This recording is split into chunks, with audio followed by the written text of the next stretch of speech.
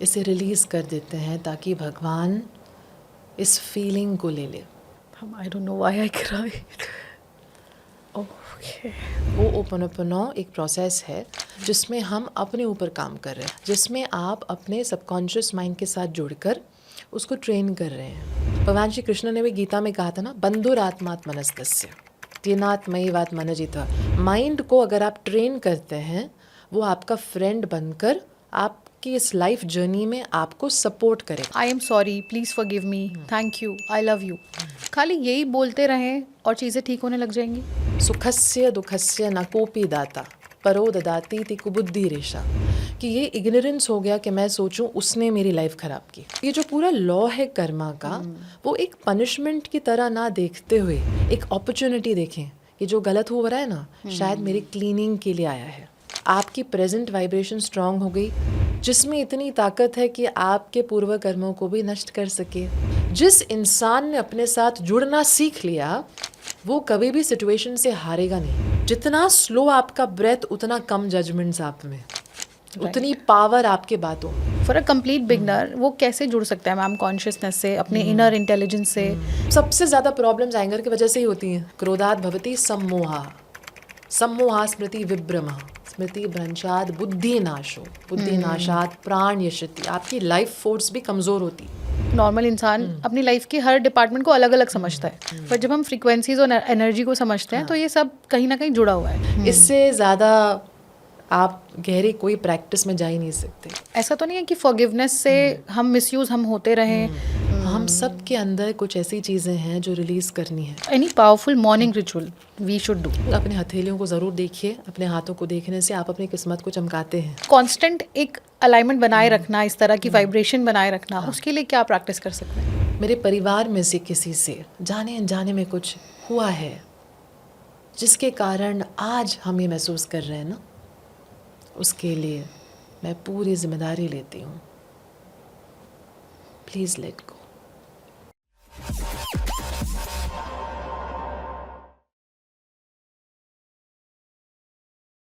Hi, welcome to the ULC, the ultimate lifestyle change. मैं हूँ Priyanka, the host and the producer of this podcast.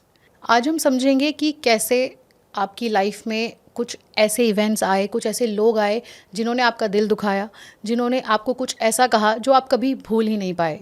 आपको ऐसा लगता है कि आप भूल गए हैं, but somehow it is deep down still there. आज समझेंगे कि फॉरगिवनेस का क्या रोल है आपकी लाइफ में। होओपोनोपोनो एक बेहद पावरफुल प्रेयर, उसको डीपली समझेंगे, साथ ही साथ उसको प्रैक्टिकली अपनी लाइफ में कैसे अप्लाई करना है उसको भी सीखेंगे। आज की गेस्ट बेहद खास हैं, as she helps people consciously create lives rooted in clarity and abundance. She is one of the pioneers of Ho'oponopono and the Law of Attraction programs in India and has helped thousands of people heal emotional wounds and transform their lives. A world-renowned success coach, metaphysical counselor and an author, Dr. Karishma Ahuja. तो आज का ये conversation सिर्फ discussion नहीं है, आपके लिए invitation है to learn how to understand yourself, अपने अंदर झाँक कर लाइफ को फोर्स के साथ ना जी के बल्कि एक ब्यूटीफुल फ्लो के साथ जीने का। Your outer world is a reflection of your inner world. Self reflection, inner world सुनने में बहुत फैसिनेटिंग लगता है और है भी। अगर आप इसे समझ लें तो आपकी लाइफ मैजिकल टर्न ले सकती है। मिस करिश्मा आहूजा जी, बहुत बहुत स्वागत है। नमस्ते। Thank you Priyanka. So honored to host you, ma'am. Thank you Priyanka for having me. Thank you. Ma'am, let's start with the most awaited topic, Ho'oponopono. जी। ये होता क्या है आखिर? होओपोनोपोनो एक हवाइन वर्ड है जिसका अर्थ है कुछ क्लीन करना, कुछ करेक्ट करना। ये हमारे शास्त्रीय ज्ञान से बहुत मेल खाता है क्योंकि इसमें हम अपने ऊपर काम कर रहे हैं। कोई भी प्रॉब्लम है तो सल्यूशन के लिए नॉर्मली हम दूसरों के पास जाते हैं, या तो हम वेट करते हैं कि कुछ चेंज हो और कोई और कुछ ऐसा करे जिससे मेरी सिचुएशन फिक्स हो जाए।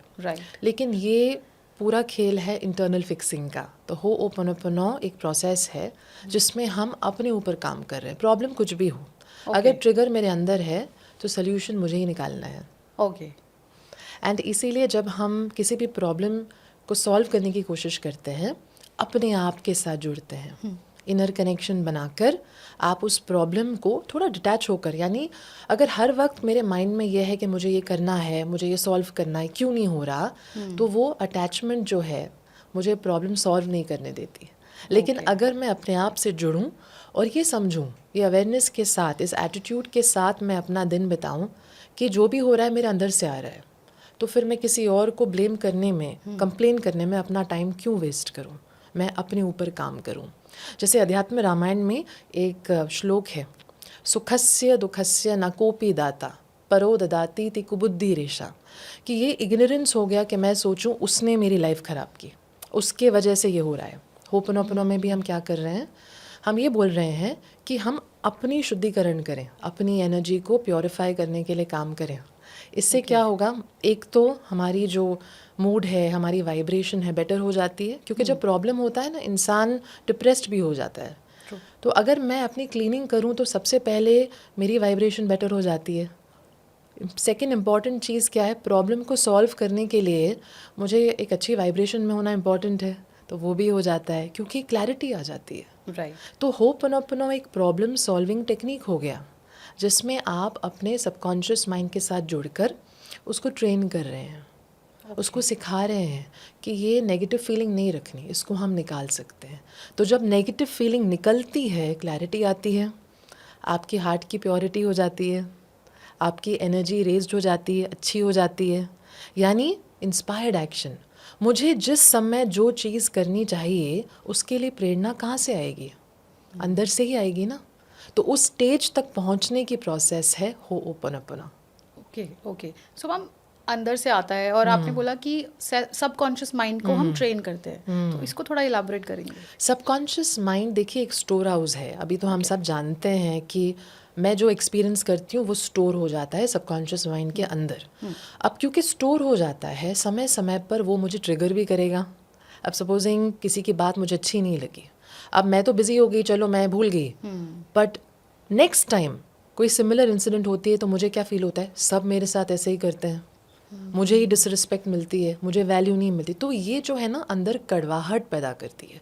तो हमारे अंदर मेमोरीज़ हैं, हम इसको स्पिरिचुअलिटी में कर्मा भी तो बोलते हैं, कि हमारी वासनाओं के हिसाब से, हमारे कर्मों के हिसाब से हम प्रतिक्रिया भी करते हैं। सिचुएशंस जो आती हैं वो हमारे पास्ट पूर्व कर्मों से आ रही हैं। तो आज के समय में ना, अगर मैं अपने माइंड से जुड़ूं नहीं, अगर मैं कोई साधना या प्रैक्टिस नहीं करूं, तो मेरे जो पूर्व कर्म है, मेरा जो प्रारब्ध है, वो मुझे पूरी तरह से कंट्रोल करेगा। इसीलिए तो हमारे शास्त्रों में भी कहा गया है कि अपने ऊपर काम कीजिए, कोई ना कोई साधना अंडरटेक कीजिए। तो होपनोपनो भी एक प्रैक्टिस होगी जिसमें हम अपनी इंटरनल क्लीनिंग कर रहे हैं, बेसिकली जिम्मेदारी ले रहे हैं कि अगर कुछ लाइफ में ठीक नहीं है ना, शायद पास्ट से आ रहा है, मेरे पास्ट से, जो कहाँ पे बैठा है, सबकॉन्शियस माइंड। क्योंकि कॉन्शियस माइंड से तो देखिए मैं अपनी इंद्रियों से एक्सपीरियंस कर रही हूँ दुनिया को, मैं इन्फॉर्मेशन लेती जा रही हूँ, वो इन्फॉर्मेशन जा कहाँ रही है, सबकॉन्शियस माइंड के अंदर। अब वो इन्फॉर्मेशन एक बार जब अंदर जाती है ना, बार बार मेमोरीज़ के तौर पे रिप्ले करती रहती है। अब जैसे रात को हम सो गए, कई बार सुबह उठने पर अच्छा नहीं फील होता, ऐसे लगता है कि पता नहीं कुछ हुआ नहीं है, लेकिन उत्साह नहीं है, मोटिवेशन नहीं है। कभी कभी तो छोटी छोटी चीज़ें ना याद आकर फिर ट्रिगर कर जाती है। तो सुबह सुबह एनर्जी क्यों वीक हो गई? क्योंकि रात भर हमारा सबकॉन्शियस माइंड एक बच्चे की तरह है जिसको अकेले पार्क में छोड़ दिया हमने। अच्छा, अब बच्चा अकेला अगर है तो वो कहीं पे भी जाएगा, कुछ भी करेगा, गिरेगा, शायद उसे चोट भी आएगी। तो रात को सबकॉन्शियस माइंड को हम कंट्रोल नहीं कर पाते ना, क्योंकि हम सो गए हैं। तो दिन में या जब हम सुबह उठते हैं, हमारी जिम्मेदारी बनती है कि हम उसको एक दिशा दें, एक डायरेक्शन दें। ओके। तो यही प्रोसेस है जो ट्रेनिंग कहते हैं इसे। हम सबकॉन्शियस माइंड को हम सिखाएं कि सही क्या है, गलत क्या है, रिफ्लेक्ट करना सिखाएं। क्योंकि देखिए सबकॉन्शियस की तो एक नेचर है, वो रिस्पॉन्ड बहुत जल्दी करवाती है हमसे। अब जैसे कभी कभी ना किसने कुछ कह दिया, आप नोटिस करो इंटरनल रिस्पॉन्स बहुत जल्दी आती है, ये मेरे साथ ही ऐसा कर रहा है, या इसके माइंड में कुछ है मेरे लिए। तो कैसे हम, हमारे अंदर जो शक पैदा होती है, या हम जब किसी को नहीं पसंद करते हैं, या जब कोई बात हमें इरिटेट करती है, वो ज़्यादातर इम्पल्सिव रिएक्शंस होते हैं जो सबकॉन्शियस माइंड से आते हैं। राइट। तो मैं ड्यूरिंग द डे जितना कोशिश करके ट्रेन करूं उसको, यानी मैं उससे बात करूं, उससे कनेक्ट करूं, और उसको ये समझाऊं कि जो भी हो रहा है शायद उसने ये कहा, लेकिन मुझे अगर कुछ फील हुआ, यानी मेरे अंदर क्लीनिंग की आवश्यकता है, तो क्यों ना मैं अपनी क्लीनिंग करूं कि आगे जो सामने जो ये कर रहा है वो एटलीस्ट ये करना बंद कर दे। क्यों? क्योंकि अगर मेरी वाइब्रेशन बढ़ गई तो ये सेम इंसान या तो मेरे जीवन में नहीं रहेगा या तो उससे मुझे ये बिहेवियर नहीं होगा। दोनों में से एक चीज़ ज़रूर होगी। अच्छा, यानी एक्सपीरियंसेस आते हैं वाइब्रेशन से। वाइब्रेशन यानी मेरी एनर्जी से। ये जो एनर्जी में शिफ्ट होता है ना ऊपर नीचे, उसको हम बोलते हैं फ्रीक्वेंसी। तो अगर मैं अपने ऊपर काम कर रही हूँ ना तो मेरी एनर्जी थोड़ी स्टेबल हो जाती है। ऐसी स्टेबल एनर्जी में क्या होता है, जब कुछ ऐसा होता है जो मुझे पसंद नहीं आया तो कुछ समय तक शायद मुझे फील हो, लेकिन उसके बाद मैं ट्रैक पे वापस आ जाती हूँ। क्यों? क्योंकि मेरे अंदर एक फीलिंग है, एक अवेयरनेस है कि जो भी हो रहा है शायद मेरे पास्ट से हो रहा है। ये इंसान ने भी शायद मेरे पास्ट को ट्रिगर किया, मुझे मौका दिया क्लीनिंग करने की। क्योंकि देखिए कौन ऐसा है जो विदाउट ट्रिगर क्लीनिंग करेगा? राइट। ऐसे बहुत कम लोग हैं जो अपनी साधना बनाए रखते हैं। जब ज़रूरत पड़ती है ना, जब कोई मुसीबत होती है तब भी हम काम करते हैं। तो ये जो पूरा लॉ है कर्मा का, वो एक पनिशमेंट की तरह ना देखते हुए एक अपॉर्चुनिटी देखें कि जो गलत हो रहा है ना शायद मेरी क्लीनिंग के लिए आया है। ओह लवली। उसको ऐसा देखकर अगर इस एटीट्यूड के साथ सबकॉन्शियस माइंड को समझाते, लेकिन मदर कैसे बच्चे को समझाती है, तो ट्रेनिंग ऐसे ही हो गया। इसलिए तो भगवान श्री कृष्ण ने भी गीता में कहा था ना, बंधुरात्मात्मनस्तस्य तेनात्मयि वात्मनजितः। माइंड को अगर आप ट्रेन करते हैं वो आपका फ्रेंड बनकर आपकी इस लाइफ जर्नी में आपको सपोर्ट करेगा। यानी गलत जगह पे नहीं लेके जाएगा, गलत भावनाएं नहीं देगा, गलत प्रतिक्रिया आप नहीं करेंगे। इससे क्या होता है, आपकी प्रेजेंट वाइब्रेशन स्ट्रांग हो गई, जिसमें इतनी ताकत है कि आपके पूर्व कर्मों को भी नष्ट कर सके, आपके पिछले कर्मों का प्रभाव कम हो जाए। तो यही प्रोसेस है क्लीनिंग की। बट ये स्टार्ट होती है माइंड को ट्रेन, जैसे मदर कैसे बच्चे को समझाती ना, बेटा ये सही है ये गलत है, ये मुझे करते रहना है, इसी को हम ट्रेनिंग बोलते हैं। Okay. So ma'am, what are the ways to train the mind first? जैसे कि आपने कहा कि step 1 is to talk to your mind. Correct. तो ये कैसे होता है? सबसे पहले तो फीलिंग से भागिए नहीं। अब जैसे फॉर एग्जाम्पल मुझे तकलीफ हुई है, किसी ने कुछ ऐसा कहा जिससे मुझे बहुत इंसल्टेड फील हुआ, लो फील हो रहा है, उससे उसको सप्रेस नहीं करना है, उससे भागना नहीं है। एक्नॉलेज करो, एक्सेप्ट करो और अपने माइंड को बोलो, अपने सबकॉन्शियस माइंड से जुड़ो और कहो नहीं ये नहीं रखना है, इसको निकाल सकते हैं हम। शायद मेरे कर्म हैं जो नष्ट होने थे, इस इंसान ने ये कर दिया, मुझे एक अपॉर्चुनिटी मिली है ना, तो क्यों ना मैं अपने अंदर से ये सब कुछ निकालूं। तो आप जब बच्चे को समझाते हैं फीलिंग को एक्नॉलेज कर, मैं नहीं कह रही हूँ कि हम सप्रेस, नहीं भैया आप फील ही मत करो, ऐसे नहीं है। आप फील करो, एक्सेप्ट करो कि ये हो गया है, ठीक है, मुझे अंदर फील हो रहा है ना, it's okay, I am feeling this, but अभी हमें नहीं रखना है। क्यों? क्योंकि जो भी हुआ मेरे पास्ट से ही आया है, तो इस इंसान को या इस परिस्थिति को मैं दोष क्यों दूँ? तो इसमें ना भगवान से जुड़ना भी आ जाता है। अब जैसे होपनोपोनो प्रोसेस में हम ये एक्नॉलेज करते, मानते हैं कि हमारे अंदर ना एक तो डिवाइन एनर्जी है जिससे हम सब आए हैं, हमारे पास एक सबकॉन्शियस माइंड है जिसमें इंफॉर्मेशन स्टोर होती है, एक कॉन्शियस माइंड हो गई, यानी मेरे अंदर में एक भाग है जिससे मैं दुनिया को एक्सपीरियंस कर रही हूँ। इन्फॉर्मेशन कलेक्ट तो कॉन्शियस माइंड से ही हो रही है। मेरे अंदर एक सुपर कॉन्शियस, यानी एक थर्ड आई जिसको बोलते हैं ना कॉन्शियस, इंट्यूशंस, हाँ, कि एक हायर अवेयरनेस है, राइट, उसके द्वारा ही हम एक्चुअली भगवान से जुड़ते हैं। अब जब मैं अपने बच्चे से लड़ रही हूँ, माँ और बच्चे लड़ रहे हैं आपस में, कॉन्शियस सबकॉन्शियस माइंड लड़ रहे हैं, तो फिर भगवान की एक्सपीरियंस कहाँ से होगी? वो डिवाइन विजडम कहाँ से आएगा? वो विजडम, वो अवेयरनेस कहाँ से आएगा? तो इसीलिए पहला स्टेप क्या होता है कि आप फीलिंग को एक्नॉलेज करो। माँ अपने बच्चे को कह रही है, I know how you feel, मैं जानती हूँ तुम्हें बुरा लगा होगा, तो ये पहला स्टेप है, एक्नॉलेज करो। ऐसा नहीं है करो कि आपको डिनाई या सप्रेस नहीं करना है।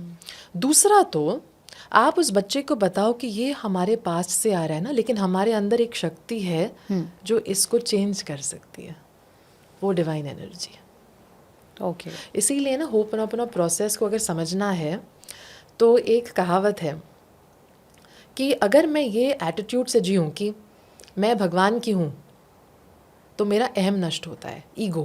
होपनोपोनो प्रोसेस में ईगो पहले ख़त्म करना है। ओके। अब दूसरा तरीका देखिए इसका, केवल भगवान ही मेरे हैं, इससे मम नष्ट होता है, ममता यानी अटैचमेंट। राइट। यानी होपनोपनो प्रोसेस में जब आप बच्चे से बात कर रहे हैं ना, दो चीज़ें आपको ख़त्म करनी है, एक ईगो, दूसरी अटैचमेंट, और यही दो सबसे ज़्यादा बैड सिचुएशंस लाती हैं। सबसे ज़्यादा। तो अगर आप नोटिस करो होपनोपनो प्रोसेस की जो क्लीनिंग वर्ड्स है ना, वो ईगो को क्रश करवाती हैं। राइट। और वो अटैचमेंट को निकालती हैं। आई एम सॉरी, मैं जब कह रही हूँ ना आई एम सॉरी, मैं नहीं जानती ये कहाँ से हुआ, इसमें ईगो जा रहा है। मैं रिस्पॉन्सिबिलिटी ले रही हूँ, मैं बोल रही हूँ आई एम सॉरी, तो इसमें तो ईगो खत्म हुआ। राइट। प्लीज़ फॉरगिव मी, पछतावा कि मेरे पास्ट से ही आया होगा ना, जाने अनजाने में कुछ तो हुआ है जिस वजह से आज हम ये पीड़ा महसूस कर रहे हैं। हम ये भी एक्नॉलेज कर रहे हैं कि मुझे सपोजिंग बुरा लगा, मेरे अंदर जो बच्चा है, घाव तो उसके अंदर है। अब जैसे बच्चे को लगता है माँ भी रोती है, बट एक्चुअली घाव तो बच्चे को है ना। राइट। तो यही हो गया रिलेशनशिप मदर चाइल्ड का होपनोपनो प्रोसेस में। तो आप जब उसको ट्रेन करते हैं, आप उसको क्या बताते हैं कि शायद जाने अनजाने में कुछ गलतियां हुई हैं, उसके लिए मैं क्षमा मांगती हूँ। ओके। तो आप एज अ मदर बच्चे को ये बता रही हैं कि आप जिम्मेदारी ले रहे हैं, इसीलिए दूसरों को ब्लेम ना करें। ओके। यानी मेरे मदर के अगेंस्ट कुछ मत रखो, फादर के अगेंस्ट मत रखो, उस इंसान के अगेंस्ट मत रखो। आप उसको क्या बता रहे हैं कि मेरे से ही आया है, तो हम दूसरों को ब्लेम क्यों करें। तो इससे आपकी प्योरिटी ऑफ हार्ट होती है। होपनोपनो प्रोसेस इतना इफेक्टिव क्यों है? हम अपने हार्ट को क्लीन करते हैं, जो कि बहुत ज़रूरी है। बहुत ज़रूरी।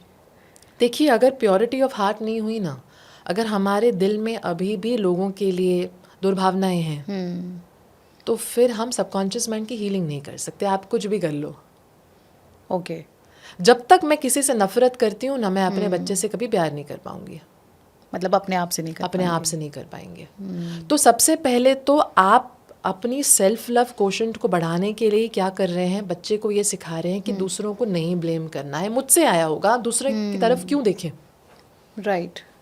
सो ये जब एटीट्यूड आ जाता है ना कि सब मुझसे आ रहा है। अब देखिए, इसमें ऐसा नहीं है कि हम अपने आप को कोस रहे हैं कि मैं ही बड़ी पापी हूँ, सिनर हूँ, सब गलतियाँ ऐसा भी होता है ना। लोग कभी कभी ऐसे एटीट्यूड से आते हैं, भावनाओं से आते हैं कि सब कुछ मेरे वजह से हुआ है।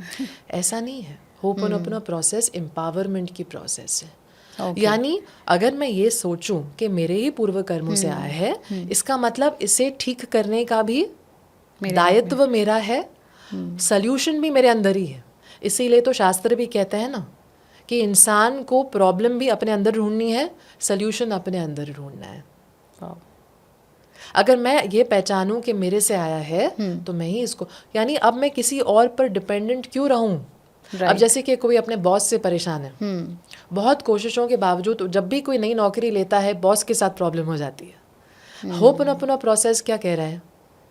आपके अंदर कुछ निकलना है, कुछ शुद्ध होना है, कुछ प्योरीफाई होना है।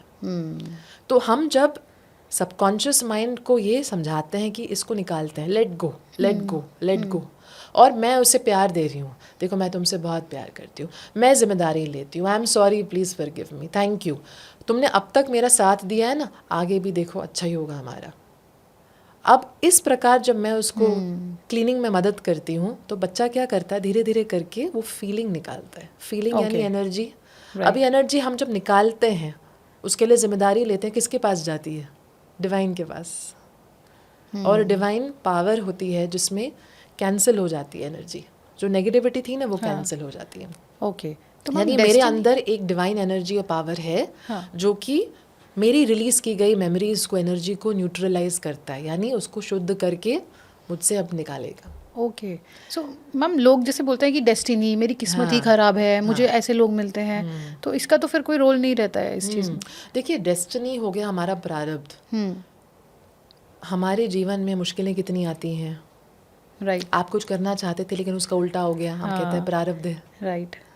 अब इसका प्रभाव किस हद तक आपके जीवन में रहता है, वो आपके आज के एनर्जी पर निर्भर होता है। ओके। इसीलिए आप देखिए, हमारे शास्त्र भी ये कहते हैं कि आप अपनी साधना बनाए रखिए। क्यों?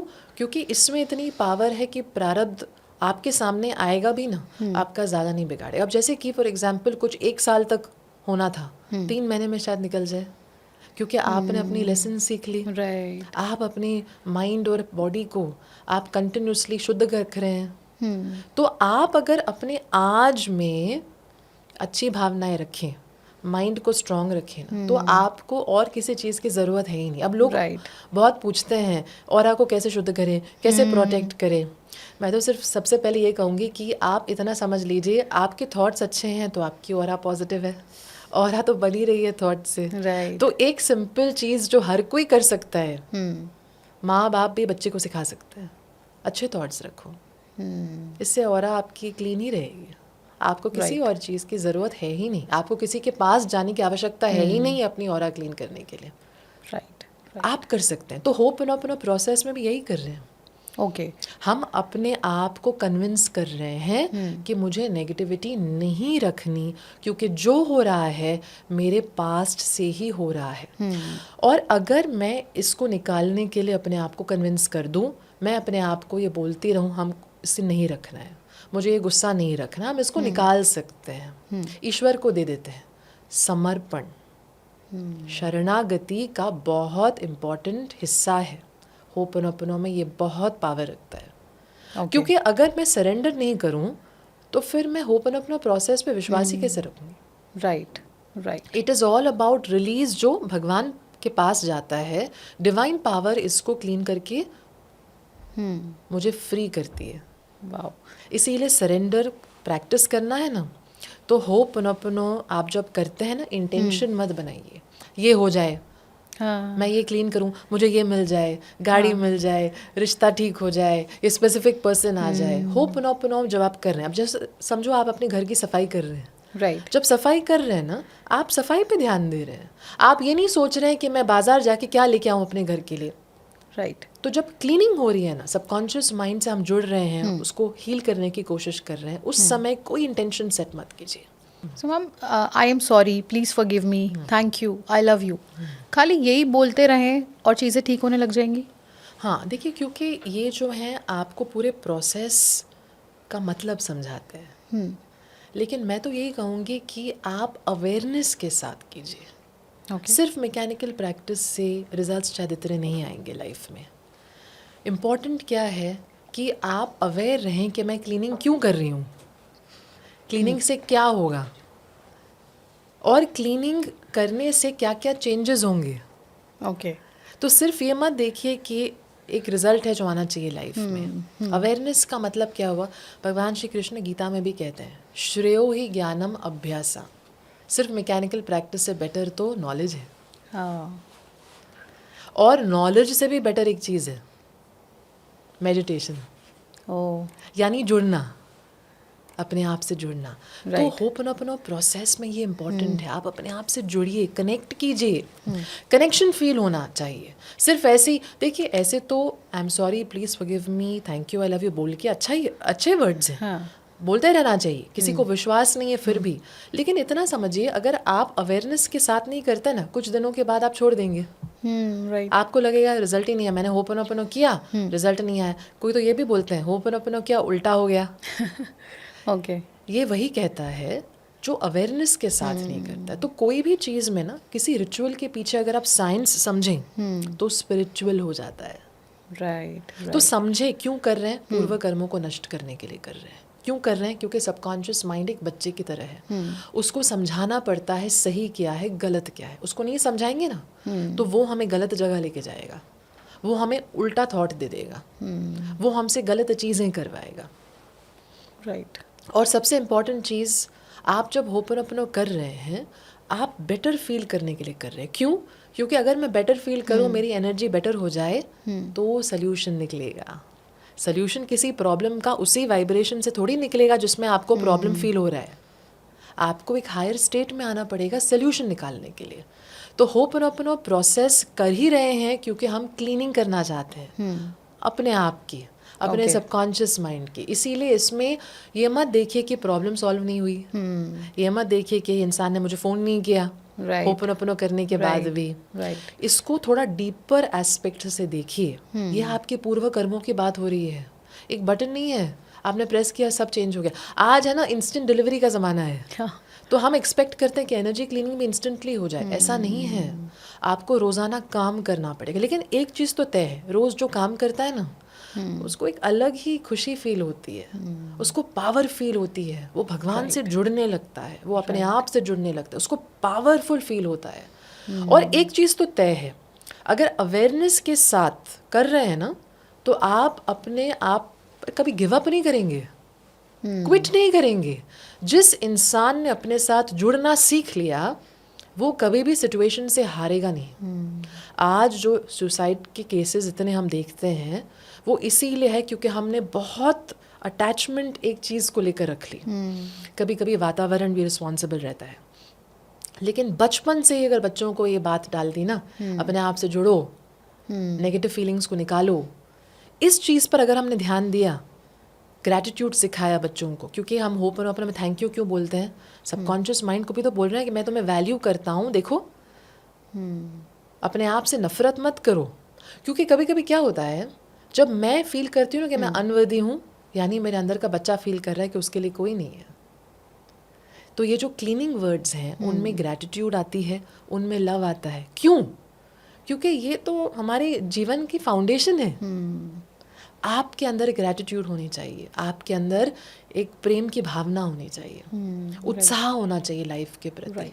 तो ये जब तक नहीं आएगा ना, तब तक प्रॉब्लम से हम हार मानते जाएंगे। इसीलिए बच्चा जब कम्युनिकेट करना शुरू कर देता है ना, 2 साल में, बात कीजिए बच्चे से। सबसे अच्छी चीज़ दिन में आपके साथ क्या हुई, शेयर करो। वो शायद समझेंगे नहीं समझेंगे, आप शेयर करो। यकीन मानिए, गारंटी के साथ कह रही हूँ, ऐसे बच्चे कभी भी आगे जाके डिप्रेस्ड नहीं होंगे, क्योंकि वो ग्रैटिट्यूड जैसे उनके अंदर समा चुका है। वो हर चीज़ में ना कुछ अच्छा ढूंढेंगे। तो अगर होपनोपोनो सही तरीके से काम कर रहा है ना, अगर आप सच में अपने साथ जुड़ रहे हैं, सबकॉन्शियस की क्लीनिंग हो रही है, तो आप डेफिनेटली अपने इमोशंस को ज़्यादा कंट्रोल्ड देखेंगे। यानी इतना ज़्यादा गुस्सा की चीज़ें फेंक देना, घंटों तक किसी से बात नहीं करना, ये सब नहीं होगा। ये या सब फिर ठीक किसी को भी स्टॉक नहीं है। करते रहना कि वो मेरा फ़ोन क्यों नहीं उठा रहे, बहुत, वो मुझे क्यों कॉल बैक नहीं जी, कर रहे, ये रिलेशनशिप अश्योरेंस आ इश्यूज। जाती है। आपको एक अश्योर्ड फील होती है कि सब ठीक हो जाएगा। Okay, so it works on anxiety also. Yes, आप अगर एंग्शियस फील कर रहे हैं, तो सबसे पहले ब्रीदिंग करो। होपनोपोनो की स्टेटमेंट्स भी ना, अगर आप ऐसे ही शुरू करेंगे, कभी कभी शायद आपको इतना असर नहीं लगे। इसलिए होपनोपोनो में भी ब्रीदिंग को इम्पोर्टेंस दी गई। हवाइंस जो है ना, ये भी ब्रीदिंग, हमारे भी देखिए संस्कृति में ब्रेथ वर्क को बहुत इम्पोर्टेंस दी जाती है। क्यों? क्योंकि हमारा जो श्वास है, हमारा माइंड कनेक्टेड है। तो जब भी आपको किसी के साथ आर्ग्यूमेंट विन करना है, किसी को कन्विंस करना है, किसी को आपको इन्फ्लुएंस करना है, तो इतना याद रखिए, अगर आपकी ब्रीदिंग स्लो रही तो आप वो कॉन्वर्सेशन जीत पाएंगे। अगर आपकी ब्रीदिंग फास्ट हुई, शैलो रही, तो आपके माइंड भी आपके साथ नहीं है, क्योंकि नेगेटिव थॉट्स आ रहे हैं, जजमेंट पास हो रही है। जितना स्लो आपका ब्रेथ, उतना कम जजमेंट्स आप में, उतनी पावर आपके बातों में।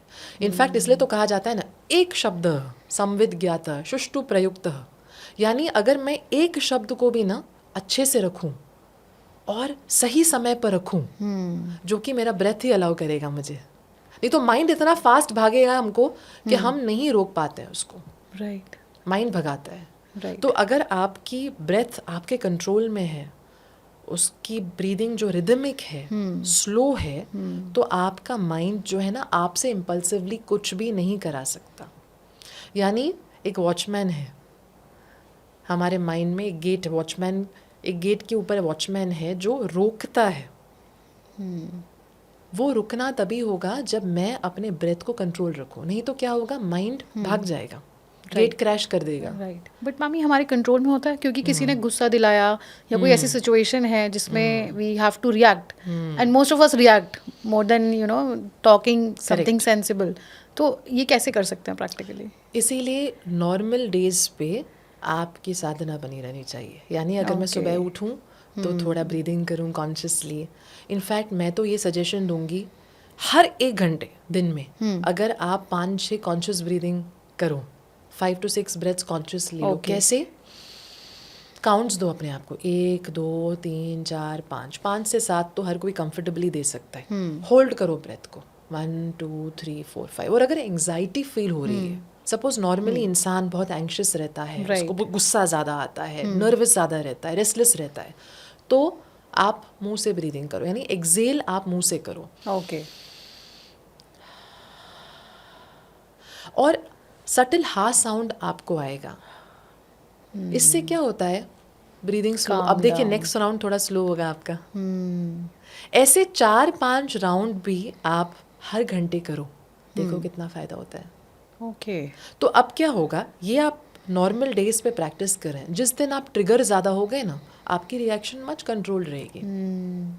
हाँ, इमिजिएटली ऐसा नहीं है कि नेक्स्ट डे से आप एकदम कंट्रोल्ड हो जाओ, लेकिन जितना ज़्यादा प्रैक्टिस करोगे, सोचो अगर दिन में आप 8 बार भी कर रहे हैं तो अगले दिन आपका ज़्यादा इजी जाएगा। ऐसा आप लगातार 3-4 महीना प्रैक्टिस करते हैं तो आपकी इमोशंस ज़्यादा रेगुलेट हो जाएंगी, आप ज़्यादा बेटर मैनेज कर पाओगे अपने आप को, no matter what situation is. No matter what situation is. क्योंकि सिचुएशन में जितना आप जजमेंट से आएंगे उतना ज़्यादा आपकी रिएक्शंस होंगी। अगर मैं जजमेंट थोड़ा कम रखते हुए सिचुएशन को देखूं तो उसका सल्यूशन जल्दी निकल आएगा। स्पेशली ना आप खुद ट्राई कर सकते हैं, अगर सामने वाला बहुत गुस्से से आपसे बात कर रहा है, आप उसकी आंखों में आंखें डालकर माइंड में बोलो, शांत हो जाओ। अच्छा। शांत हो जाओ, शांत हो जाओ। वो शांत हो जाएगा पक्का। ओह। बट आपको उसकी आंखों में देखना है और अपनी थोड़ी ब्रीदिंग करो। पहले आपको शांत रहना पड़ेगा। राइट। ऐसे इन्फ्लुएंस कर सकते हैं लोगों को। ये आप घर में अपनों से ट्राई कीजिए। हाँ, पॉजिटिव इन्फ्लुएंस। लवली। आप जब सबसे पहले तो अगर 2 इंसान बात कर रहे हैं ना, एक खड़ा एक बैठा हुआ नहीं होना चाहिए, दोनों को बैठा हुआ होना चाहिए। स्पेशली जब आप बच्चों को कुछ समझा रहे हैं, पार्टनर्स एक दूसरे के साथ बात कर रहे हैं ना, बैठे हुए बात कीजिए। इससे अच्छा, एनर्जी it matters. ऑलरेडी थोड़ी कामर रहती है। ओह। और दूसरी चीज़ तो थोड़ा खुद ब खुद भी नॉर्मल आप दिन में ब्रीदिंग अपनी चालू रखेंगे कॉन्शियसली, तो जब वो कॉन्वर्सेशन होगी, इम्पोर्टेंट कॉन्वर्सेशन करनी है किसी के साथ, आप मच बेटर एनर्जी से आएंगे। जितनी बेटर आपकी एनर्जी, उतना ही कॉन्वर्सेशन आपके कंट्रोल में रहेगा। ओके। इसको प्रैक्टिस कीजिए, ब्रीदिंग स्पेशली प्रैक्टिस कीजिए कॉन्शियसली। देखिए, इसलिए मेडिटेशन में भी ना ऐसा नहीं है कि हमें परफेक्ट होना है, आप थोड़ा ब्रीदिंग के साथ चालू कीजिए। फोकस आपका जितना बढ़ेगा उतना ज़्यादा इजी। क्योंकि देखिए, मेडिटेशन के बिना, यानी ब्रीदिंग आपकी कंट्रोल ज़्यादा बेटर हो जाए, रिदमिक हो जाए, उसके बिना आप सरेंडर प्रैक्टिस नहीं कर सकते। शरणागति में आप जा ही नहीं सकते जब तक कि आपकी ब्रीदिंग सही नहीं होगी। फास्ट ज़्यादा जो ब्रीथ करता है, ज़्यादा एंग्शियस रहता है, वो सरेंडर कैसे करेगा? तो सबसे पहले तो स्टेप बाय स्टेप अगर देखें, अवेयरनेस, जागृत हो जाइए।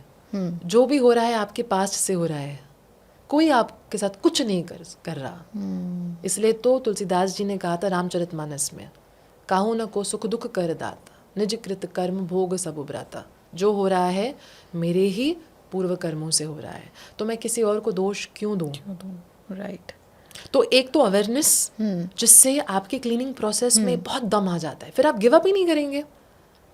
भले आज कुछ गलत गया आपके साथ, अगले दिन फिर आप बोले नहीं, मैं तो अपने आप को क्लीन करता रहूंगा, मुझे अपने आप को कंट्रोल करना है। राइट। ये कहाँ से आएगा? आप में वो प्रेरणा अंदर कहाँ से आएगी? जब तक कि आप अपने ऊपर कॉन्स्टेंटली अवेयरनेस नहीं देते रहेंगे, अपने आप को नॉलेज नहीं गेन करेंगे, तब तक पॉसिबल नहीं होगा। ट्रू। तो अवेयरनेस नंबर 1। दूसरा, प्रैक्टिस, अभ्यास तो करते रहना है ना। सिर्फ ये अवेयरनेस इम्पॉर्टेंट, सिर्फ ये आपकी लाइफ चेंज नहीं करेगी। अवेयरनेस है, अब प्रैक्टिस भी करो, अभ्यास करना इम्पोर्टेंट। यानी जितना मैं दिन में अपने आप को बोलूँ I love you, thank you, जितना मैं अपने आप को बोलूँ नहीं मुझे ये फीलिंग नहीं रखनी, ओके, जितना ज़्यादा मैं अपने आप से जुड़ूँ उतना ईजी मेरे लिए प्रोसेस हो जाएगा। ओके। तीसरा, प्रेजेंट मोमेंट कॉन्शियसनेस। जब आप क्लीनिंग कर रहे हैं ना, आप क्लीनिंग पे ध्यान दीजिए। मैं फ़ोन भी चेक कर रही हूँ, मैं किसी से बात भी कर रही हूँ, यानी थोड़ा प्रैक्टिस को इम्पोर्टेंस दीजिए, इतना कैजुअली मत लीजिए। राइट। खुद की साधना को इम्पोर्टेंस दीजिए। कैजुअली ना लीजिए। हाँ, माइंड में मंत्र की तरह चल सकता है, लेकिन एटलीस्ट दिन में आधा घंटा ऐसा होना चाहिए जिसमें आपने अपना फ़ोन नहीं देखा, किसी से बात नहीं कर रहे हैं, कोई म्यूज़िक नहीं, आवाज़ नहीं, बस अपने साथ बैठे हैं। आधा घंटा 30 मिनट्स भी हम नहीं दे पाते अपने आप को। अगर आप नहीं दे रहे हैं तो आपकी प्रैक्टिस में देखो कमी ज़रूर आएगी। खुद के साथ बैठना सीखिए। राइट। तो ये हो गया मेडिटेशन फेज नंबर 3। अब इससे क्या आएगा? इससे आ जाएगा सरेंडर की भावना। यानी आप करोगे बेस्ट, बोलोगे भगवान अभी बस आप पे है। आप तो हो पुनः में आप कर रहे हैं, ये नहीं सोच रहे हैं लेकिन अभी कुछ फ़ायदा हो रहा है क्या, अभी मुझे फ़ोन आएगा क्या, अभी ये चेंज हो जाएगा क्या। राइट। अगर ये हो रहा है तो हो पुनः प्रोसेस बराबर नहीं हो रही है। तो इस स्टेज पे आने के लिए अवेयरनेस होना ज़रूरी है। आपको बात करते रहना है, अभ्यास करते रहना है, आपको प्रेजेंट मोमेंट कॉन्शियसनेस पे आना पड़ेगा, अपने आप से जुड़ना पड़ेगा। राइट। इसके बाद आएगा सरेंडर। लवली। इसीलिए एक्चुअली कहा गया है कि मेडिटेशन से यानी प्रेजेंट मोमेंट कॉन्शियसनेस से आप अपने अंदर की डिवाइन एनर्जी को फील करेंगे। ओके। ध्यानात कर्म फल त्यागा, यानी आप सबसे हाईएस्ट वाइब्रेशन स्टेट में तब आते हैं जब आपने सरेंडर कर दिया, यानी अपना बेस्ट 2 सिचुएशन में भगवान पे छोड़ दो। ओह लवली। ये सीखना बहुत मुश्किल भी होगा कई लोगों के लिए। फॉर अ कंप्लीट बिगनर वो कैसे जुड़ सकता है मैम कॉन्शियसनेस से, अपने इनर इंटेलिजेंस से, और होपोनोपोनो को कैसे वो प्रैक्टिस करे? एक प्रैक्टिकल गाइड अगर दे पाए। हाँ, सबसे पहले तो जब भी कोई नेगेटिव सिचुएशन आती है आपके सामने या आपको ट्रिगर फील होता है ना, हाँ, इमिडिएटली थोड़ा अपने आप को समय दीजिए। ओके। अगर उस समय डायरेक्टली नहीं कर सकते हैं, जैसे कोई आपके सामने है, तो एटलीस्ट शब्दों को थोड़ा कंट्रोल रखिए। कम बोलिए, प्रैक्टिस कीजिए कम, क्योंकि आप जितना ज़्यादा बोलेंगे उतना ज़्यादा ट्रिगर, उतनी तकलीफ आपके सबकॉन्शियस माइंड को। ओके। तो कम बोलिए सिचुएशन में। अच्छा, हमें लगता है कि हम लोगों को गलत बोल के उन्हें हर्ट करने वाले हैं, पर उल्टा होता है। उल्टा होता है। सबकॉन्शियस माइंड बहुत पीड़ित हो जाता है। कम बोलिए। इसलिए तो कहा गया है ना कि जो कम बोलता है ना उसके दुश्मन भी कम है। राइट। मौनेना कलो नास्ति, मौनेना बहु कीर्तिते। जो कम बोलता है ना उनको लोग अप्रिशिएट भी ज़्यादा करते हैं, उनका नाम भी ज़्यादा होता है। ट्रू। तो आप सबसे पहले उस सिचुएशन में कम बोलिए, और उस सिचुएशन में जितना आप हैंडल कर सकते हैं, जैसे कि आप बोलो हम इसके बारे में बाद में बात करते हैं, नहीं मुझे ये अग्रीबल नहीं है लेकिन बाद में बात करते हैं, थोड़ा टाइम लीजिए। ओके।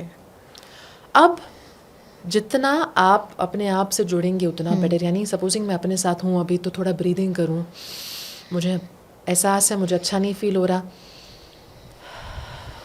थोड़ा एंग्जाइटी रिलीज करने के लिए मैं थोड़ा ब्रीदिंग करूँ।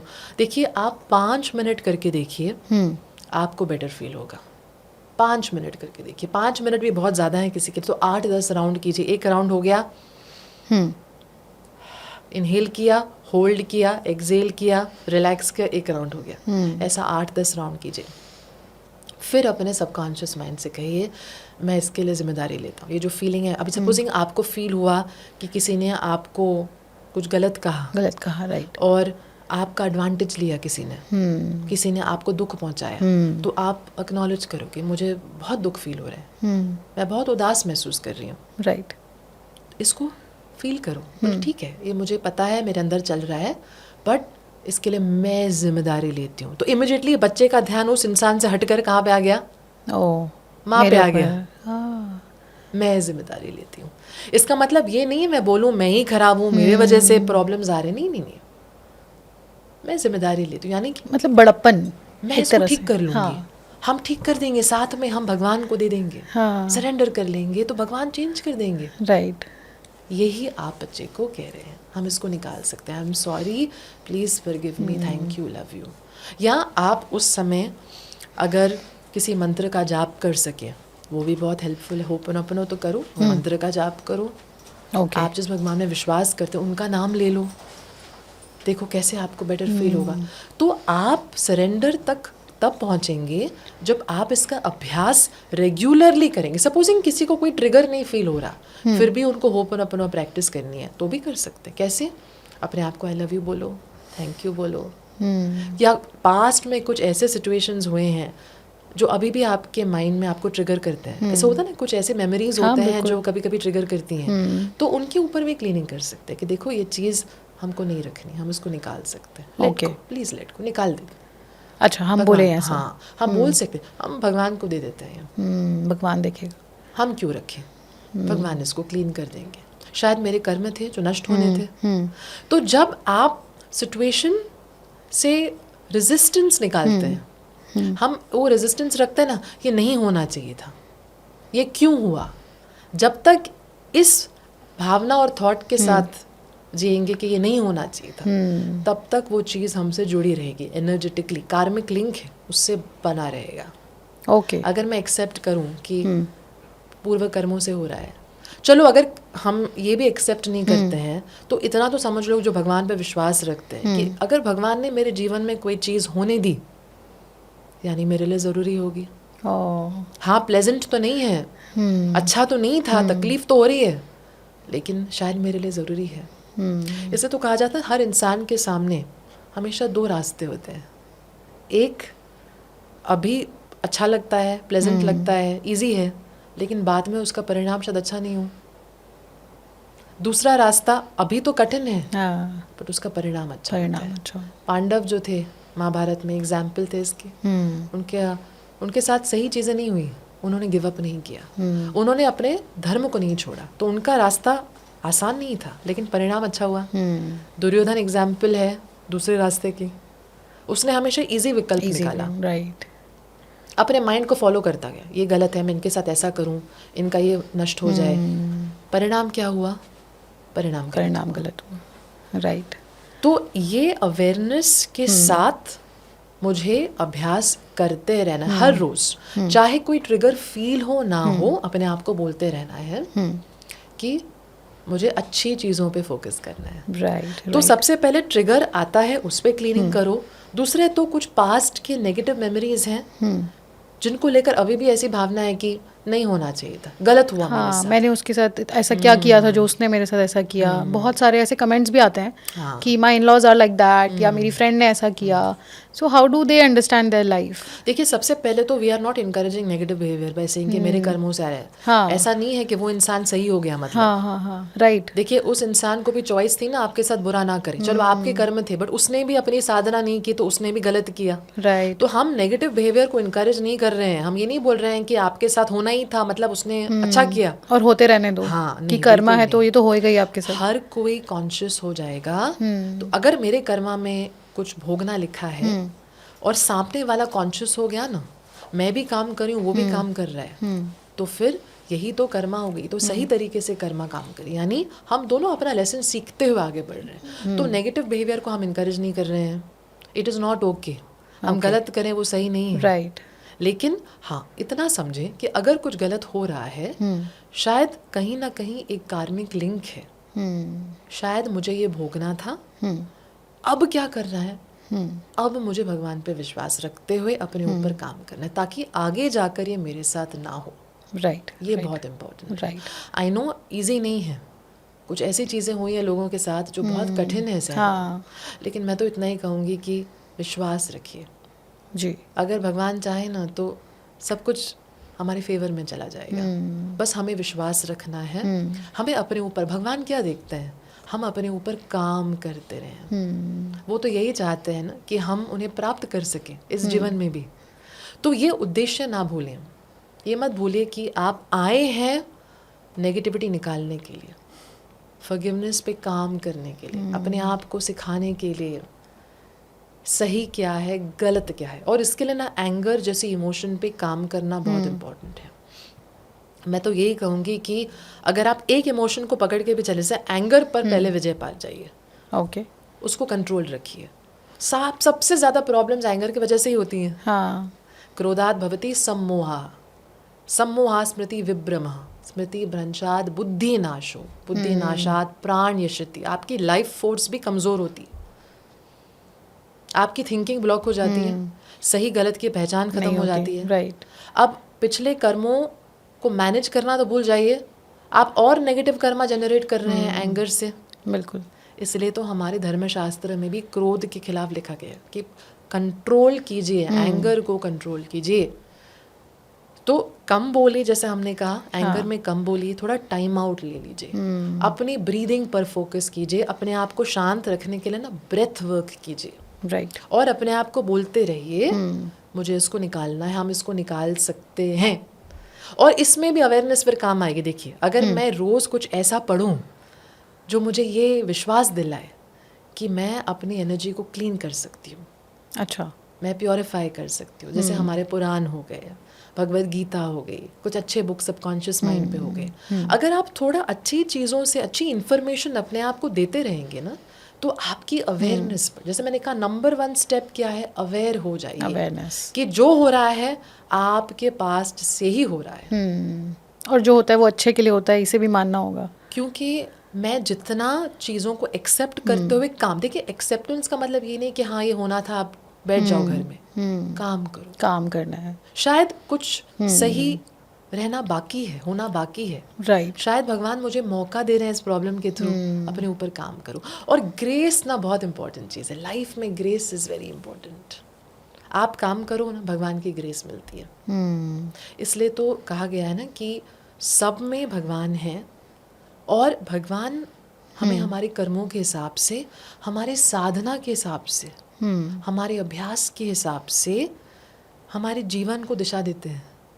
अपॉर्चुनिटीज, हाँ, यहाँ से वहाँ कर देंगे अगर हम साधना यानी अपने क्लीनिंग, अपने ऊपर प्रैक्टिस करते रहिए। इसीलिए नेवर गिव अप, ये सोच कर क्या रही मेरे डेस्टिनी, कोई किसी ने आपसे कह दिया कि देखो आपके जीवन में तो ये होने ही वाला है, आपका तो ऐसा ही है क्योंकि ये आपका दिखा रहा है, आपका चार्ट ये दिखा रहा है, बिल्कुल भी नहीं। क्योंकि भगवान चाहे तो एक सेकंड में सब कुछ बदल सकता है, बट उसके लिए आप शरणागत हो जाइए, उसके लिए आप अपने ऊपर काम करते रहिए। Okay, so vibrations are very important, very important. So ma'am, जैसे हम लोग यूजुअली, एक नॉर्मल इंसान अपनी लाइफ के हर डिपार्टमेंट को अलग अलग समझता है। उसके रिश्तों में कुछ खराब हुआ, ठीक है, ख़त्म, वो ऑफिस गया, वो एक सेपरेट डिपार्टमेंट है, मनी एक सेपरेट डिपार्टमेंट है। बट जब हम फ्रीक्वेंसीज और एनर्जी को समझते हैं तो ये सब कहीं ना कहीं जुड़ा हुआ है। और आप बोल रहे हैं कि हम जब वाइब्रेशंस को रेज करते हैं, क्लीनिंग करते हैं, तो सब में फ़ायदा होगा, सारे डिपार्टमेंट्स में। क्योंकि मेरे अंदर एनर्जी एक ही है, ये एनर्जी मैं ऑफिस भी लेके जाती हूँ, ये एनर्जी मैं घर पे अपने रिश्तों में भी यूज़ कर रही हूँ, यही एनर्जी के साथ मैं सोच कर अपने काम या बिजनेस या धंधा भी कर रही हूँ, तो एनर्जी तो एक ही है। इसीलिए प्रॉब्लम कोई भी हो, सपोजिंग मैं मनी के ऊपर, आज कर्ज बहुत चढ़ गया है, कोई कर्ज के ऊपर काम कर रहा है, उस पर भी हम क्लीनिंग कर सकते हैं। हमें फीलिंग आ रही है कि हम इस प्रॉब्लम से कैसे निकलेंगे, पैसे कहाँ से आएंगे, पैसे क्यों नहीं आ रहे, मैं उसके लिए भी क्लीनिंग कर रही हूँ। शायद कुछ कर्म थे, पूर्व कर्म है, जिसके कारण पैसों को लेकर प्रॉब्लम चल रही है, तो आप इस पर भी काम करेंगे ना, तो आपके रिश्ते भी बेटर हो जाएंगे। क्यों? क्योंकि आपकी एनर्जी क्लीन होती गई, और एनर्जी तो एक ही है, एनर्जी एक ही है। अब आप लोगों से ज़्यादा जागृत होकर बात करेंगे, आप अपने रिश्तों को भी ज़्यादा वैल्यू देंगे। तो अगर सही तरीके से क्लीनिंग आप कर रहे हैं, तो आपकी साधना आपको सबसे पहले बेटर इंसान बनाती है। बेटर इंसान बनाने से आप जिस तरह लोगों को देखते हैं, जिस तरह उनसे व्यवहार करते हैं, वो भी बदलता है। अब आपका व्यवहार बदलेगा तो सामने वाला भी बदलेगा, अपॉर्चुनिटीज आने लगेंगी। But be the change you want to see. यद यद आचरति श्रेष्ठ। हमें सोसाइटी में ना एक नॉर्मली एक चीज़ देखी गई है कि अगर हमने कुछ अच्छा किया ना, तो लोग उससे इंस्पायर भी होते हैं, राइट। यानी लोग व्यवहार ज़्यादा देखते हैं, आपके एक्शन ज़्यादा देखते हैं, उनको मिमिक करने की टेंडेंसी होती है लोगों में। हाँ, इसीलिए आपको अगर चाहिए कि आपका पार्टनर शांत हो जाए, आपका बॉस आपको ज़्यादा रिस्पेक्ट करे, तो आप देखिए कहीं आप तो अपने वाइफ को डिसरिस्पेक्ट नहीं कर रहे हैं घर में, कहीं आप तो किसी के साथ रूड नहीं है।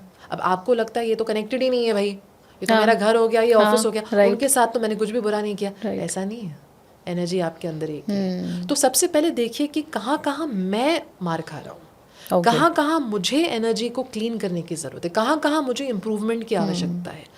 तो बी द चेंज, आप एग्जाम्पल बनिए। अगर आप चाहते हैं कि आपके बच्चे आपकी बात माने, वो सच बोलें, तो क्या आप सच बोल रहे हैं? क्या आप अपने पार्टनर को रिस्पेक्ट कर रहे हैं? जो आप देना चाहते हैं, मतलब जो आप लेना चाहते हैं वो आप देना शुरू करिए।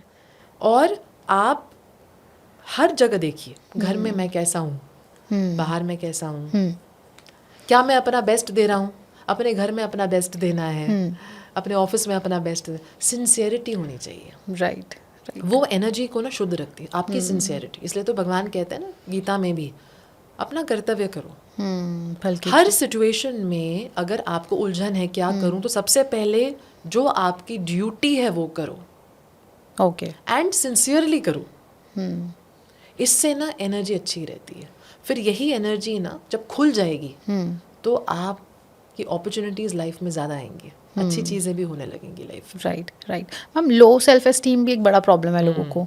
लोग खुद को वर्दी नहीं समझते हैं, उन्हें लगता है कि मेरी वजह से हुआ है, क्योंकि कई बार रिस्पॉन्सिबिलिटी लेना और खुद को ब्लेम करने में थोड़ा सा डिफरेंस आ जाता है। तो सेल्फ एस्टीम पे काम कैसे किया जा सकता है? आई थिंक सेल्फ एस्टीम पे काम करने के लिए सबसे पहले तो अपने आप को अलग टाइम दीजिए। जैसे हमने कहा 30 मिनट्स तो कम से कम अपने आप को दीजिए, जिसमें अपने आप के साथ बैठें, थोड़ा ब्रीदिंग करो। सेल्फ एस्टीम बढ़ाना है तो नेगेटिव थॉट्स को रिवर्स करो। अच्छा। अब देखिए, अगर मेरे अंदर बच्चा जो बैठा है वो मुझे कह रहा है कि मैं तो वैल्यूड नहीं फील करी, कोई मुझे वैल्यू नहीं करता, मैं शायद इतनी स्मार्ट नहीं, तो उसको चैलेंज करो। सच में स्मार्ट नहीं? किसने बोला?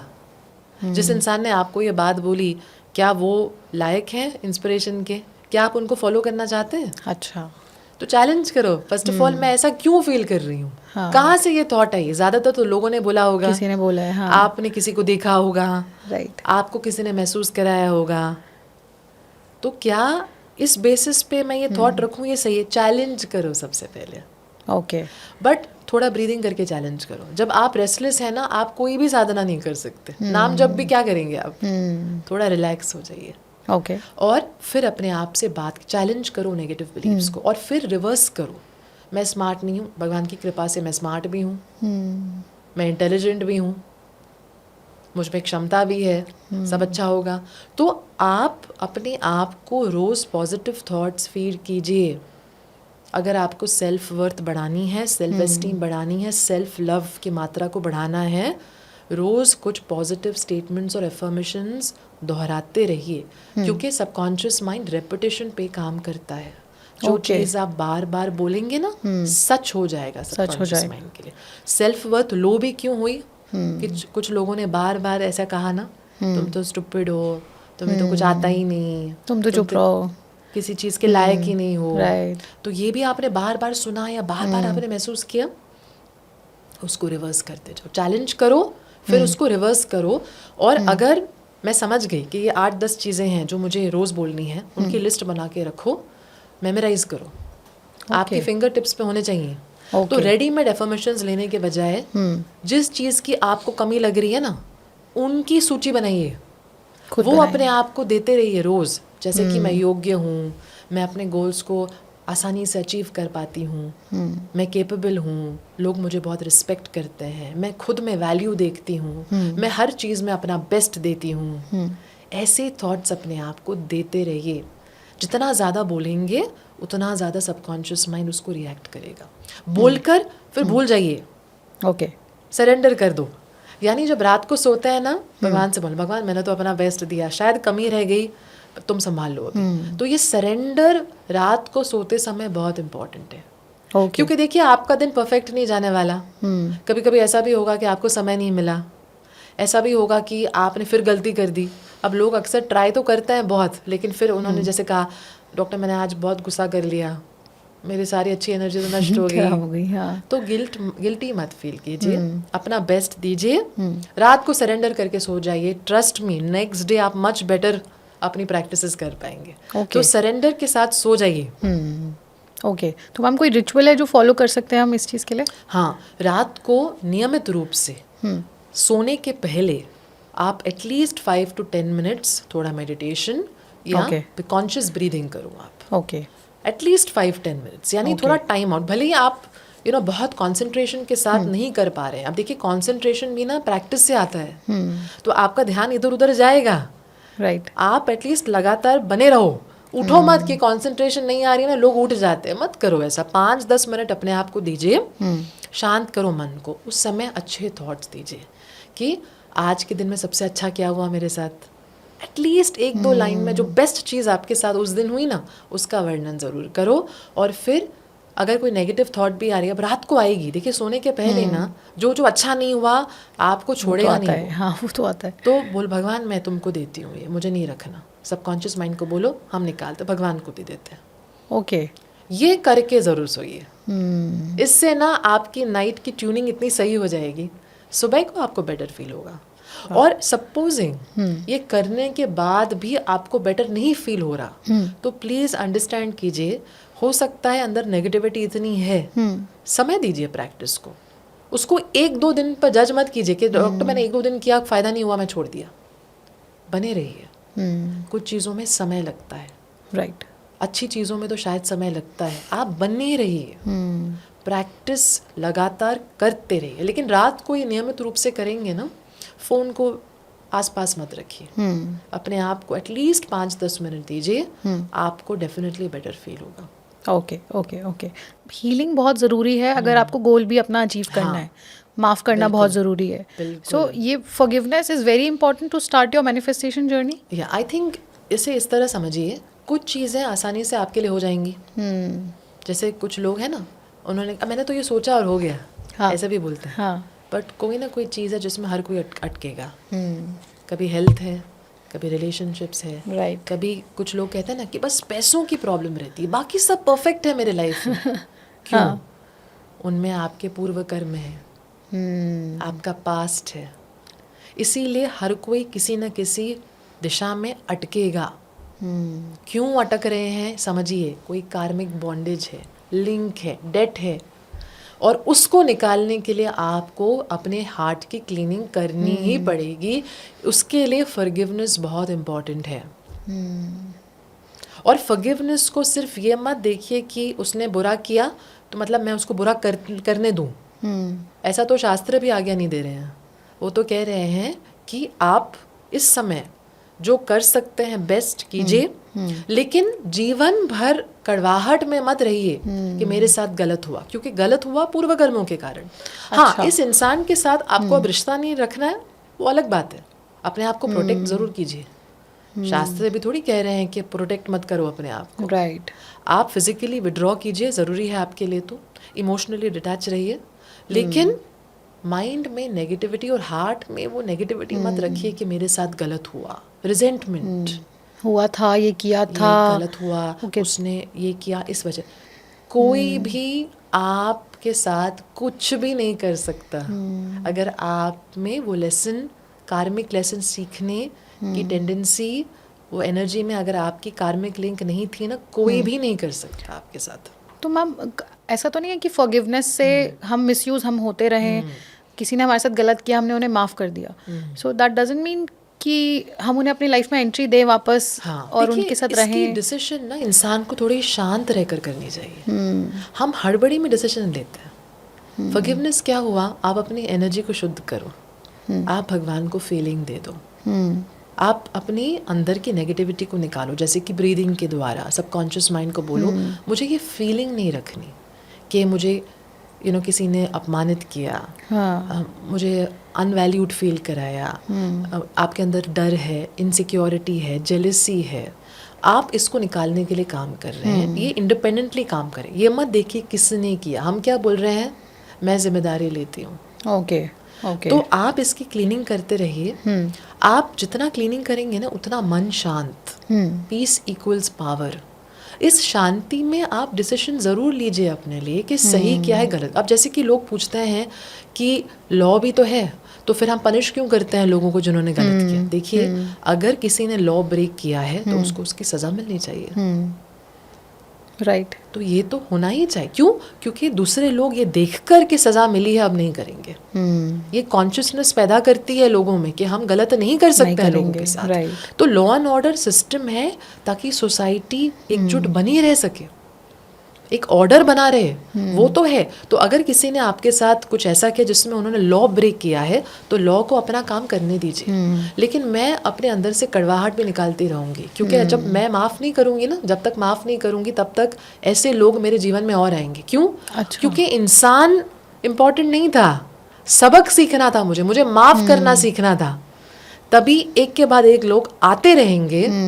जब तक मैं ये लेसन नहीं सीखूं कि जो हुआ मेरे पूर्व कर्मों से हो रहा है, मुझे उसको निकालना है। यानी सत्य, धर्म, शांति, प्रेम, अहिंसा, मुझे इनको अपनाना है। इनफैक्ट मनुस्मृति में तो ये भी कहा गया, धृति, क्षमा, दमोस्तेयम, शौचम, इंद्रिय निग्रह, धीर, विद्या, सत्यम, अक्रोधो, दशकम, धर्म लक्षणम। ऐसे 10 धर्म लक्षण है जिनको अगर हम अप्लाई करें अपने लाइफ में तो हम अपनी एनर्जी को शुद्ध रख सकते हैं। जैसे कि एंगर पर विजय पाना, एंगर को कंट्रोल करना, सच बोलना, कन्वीनियंस के हिसाब से झूठ मत बोलो, और सच भी बोलो तो थोड़ा सेंसिटिविटी के साथ, रूड होकर, किसी का दिल दुखा कर मत बोलो। कई बार लोग सच में भी दिल दुखा देते हैं। और इम्पोर्टेंट सबसे चीज़ है कि आप धैर्य रखो जीवन में, दम, सेल्फ कंट्रोल, इंद्रिय निग्रह, यानी इंद्रियों को, आपको मन तो बहुत हो रहा है कि मैं 4 गुलाब जामुन खाऊं, लेकिन ये भी सोचो कि अच्छा है क्या मेरे शरीर के लिए। तो टेम्पटेशंस को रेजिस्ट करना सीखना चाहिए। मॉनिटर करो अपने सेंसेस को। अभी तो प्लेजर दे रहे हैं, अब जैसे कि कोई कहेगा चलो मैं आज रात अपने फ्रेंड्स के साथ ही रह जाऊं, लेकिन कल एग्जाम है। रिफ्लेक्ट करना सीखो, टेम्पटेशंस को रेजिस्ट करो, ये भी इम्पोर्टेंट। अस्तेय, नॉन स्टीलिंग, अगर आपने किसी का कुछ ले लिया उनकी इजाज़त के बिना, आपको डबल देना पड़ेगा। इस अवेयरनेस के साथ अपना जीवन जियो। शौचम, क्लीनलीनेस, बॉडी को क्लीन रखो, रोज नहाओ। जैसे हमें कहते हैं ना, इंपॉर्टेंस देना है बॉडी को, क्या खा रहे हैं वो भी तो देखो, बॉडी का ख्याल रखो। मन को क्लीन करने के लिए फॉरगिवनेस, क्षमा भी एक धर्म लक्षण है कि मैं नेगेटिविटी में नहीं रहूं, मैं बार बार किसी को कोसूं नहीं, उसने मेरे साथ बुरा किया। मैं ये सोचूं कि ठीक है, शायद मैं इस इंसान के साथ अब नहीं रहना चाहती, वो आपका कॉल है, वो शांति में आपको जो डिसीजन लेना है ना, आपको लेने का हक है। लेकिन मैं पूरी जिंदगी इस भावना के साथ नहीं रहूं कि इसने मेरे साथ गलत किया। राइट। क्योंकि गलत सही जो भी है हमारे माइंड से आया है, हमारे पास्ट से आया है। राइट। मुझे सिचुएशन में अपना बेस्ट देना है। इस सिचुएशन में आप जो कर सकते हैं अपने आप को प्रोटेक्ट करने के लिए ज़रूर कीजिए, लेकिन कड़वाहट में, गुस्से में, बदुआ देकर नहीं। क्योंकि एक बात तय है, अगर मैं गुस्से में रहती हूँ, कर्स कर रही हूँ, तो मैं अपने बच्चों को अपना बेस्ट कैसे दूंगी? वो क्या सीख रहे हैं कि दुनिया ऐसी है, लोग गलत हैं। तो ये जो हम कंप्लेनिंग करते हैं ना, हम एक दूसरे को प्रभावित करते हैं। आप कंप्लेन करेंगे, आपके बच्चे करेंगे, आपका पार्टनर करेंगे, आपके माता पिता भी करेंगे। तो ये तो बीमारी की तरह फैल रहा है। इसको हमें निकालना है। और आप जितना प्रेम से रहेंगे ना, अपने आज पे फोकस करेंगे, ये सोचकर कि डिवाइन जस्टिस है ना, कुछ गलत हुआ है, कुछ छूट गया है, भगवान डबल अच्छा दे देंगे, क्या है, ये सोचिए। तो आसपास आपके जो लोग हैं, आपके जो अपने हैं ना, वो भी गिव अप नहीं करेंगे। वो भी यही सोचेंगे कि हाँ अच्छा हो, आज कुछ बुरा हुआ, कोई बात नहीं, भगवान है ना, अच्छा भी बहुत होगा मेरे साथ। Forgiveness is this quality. विश्वास रखिए, जो हुआ पास्ट से हुआ, अब मुझे अपने अंदर नेगेटिव फीलिंग नहीं रखनी है, मुझे अपने आज पे फोकस करना है, क्योंकि मुझे शांति चाहिए। फॉरगिवनेस का मतलब ये नहीं कि आप उस सिचुएशन में रहते रहें, उसका मतलब है कि आप खुद को माफ कर दें और आगे बढ़ें, अपना गोल को देखें। इम्पोर्टेंट है। मैं अपने आप को भी, मुझे नहीं कोसना चाहिए, अपने आप को भी नहीं कोसना चाहिए, दूसरों को भी नहीं कोसना चाहिए। जो दूसरों को कोसते हैं उनकी बुराइयां आप में आ जाती हैं, आपकी अच्छाइयाँ उनके पास चली जाती हैं। अच्छा, ऐसा भी कहा जाता है। हमारी शास्त्रीय विद्या में तो ये भी कहा गया है कि इसीलिए कभी भी किसी के लिए भी ना आप बुरा मत बोलो कि उसके साथ ऐसा हो जाए। हाँ, मतलब लोग बोलते हैं अक्सर कि उन्होंने कुछ गलत किया तो लोग बोलते हैं इसके साथ भी होगा, इसके साथ ज़्यादा होगा। हाँ, अच्छा, ये नहीं करना चाहिए बिल्कुल भी। भगवान पे छोड़ दीजिए, उन्होंने बुरा किया ना आपके साथ, आप बोलो भगवान आप संभाल लो, क्योंकि आप उनसे एनर्जेटिकली जुड़े रहते हैं अगर आप उनको कोसते रहते हैं। ओके, इसलिए तो हम कहते हैं अच्छी चीज़ों पर फोकस कीजिए, क्योंकि फिर अच्छाई के साथ आप जुड़ते हैं। जो चीज़ आपको किसी ने अच्छी नहीं लगी ना, जितना ज़्यादा उसके बारे में बात करेंगे, उतना ज़्यादा आपकी एनर्जी में वो चीज़ एक्टिव रहेगी।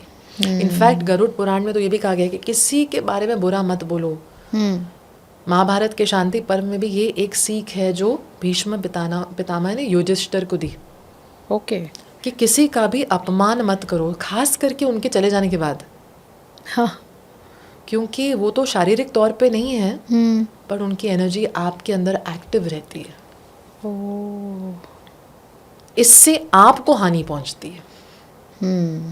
आपकी एनर्जी, आपको जितनी एनर्जी रहनी चाहिए ना अच्छा सोचने की, अपने लक्ष्यों को पाने की, उसके लिए आपको एनर्जी नहीं रहती है। ड्रेन हो जाते हैं आप अनफॉरगिवनेस से, माफ ना करने के कारण, अपमानित करने से दूसरों को, उनको कोसने से आपकी एनर्जी कम हो जाती है। आजकल तो साइंटिफिक कितने रिसर्चेस हैं, कितने एक्सपेरिमेंट्स हैं कि उन्होंने 2 लोगों को अलग अलग रूम में बिठाया।